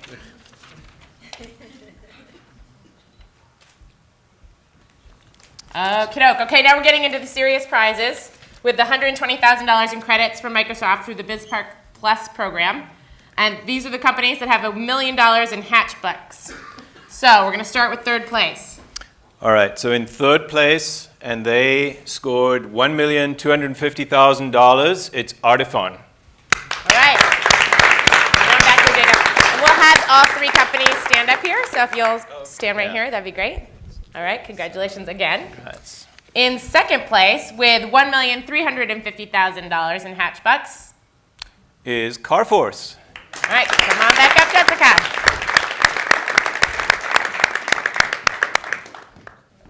Okay. Congratulations. No problem. Okay, and in first place as the winner with $1,641,667, which means the judges were getting very creative, Okay, is our first presenter from this morning. Is BrainCheck. So well done, Yael. Congratulations, BrainCheck. Okay, so we're going to take a photo with all three winners. Congratulations, Yael. And then we're let's going to move have over all the this way. teams come up and do a group photo. So, Greg, get in here. Oh, we want to be in the middle. Moving this way. Come on in otherwise this way. Yael's going to be in the dark. Gary, you want to put your billboard down? Yeah, sure. Guess I should be in this. Are we doing this? You can do that. All right, so congratulations to these teams. And if we could have all the presenters from all the teams come up and get on stage, we're going to do a big group photo with the judges and all the companies. Everybody. Everybody, if you come on up down. and do that photo, and we'll do the. So I guess you guys should stay in the middle there. Yeah, you guys should be definitely in the middle. Yeah. So. All right. Holy cow, I can't believe it. Yeah, you cleaned up. Nicely done. That's the thing. Yeah.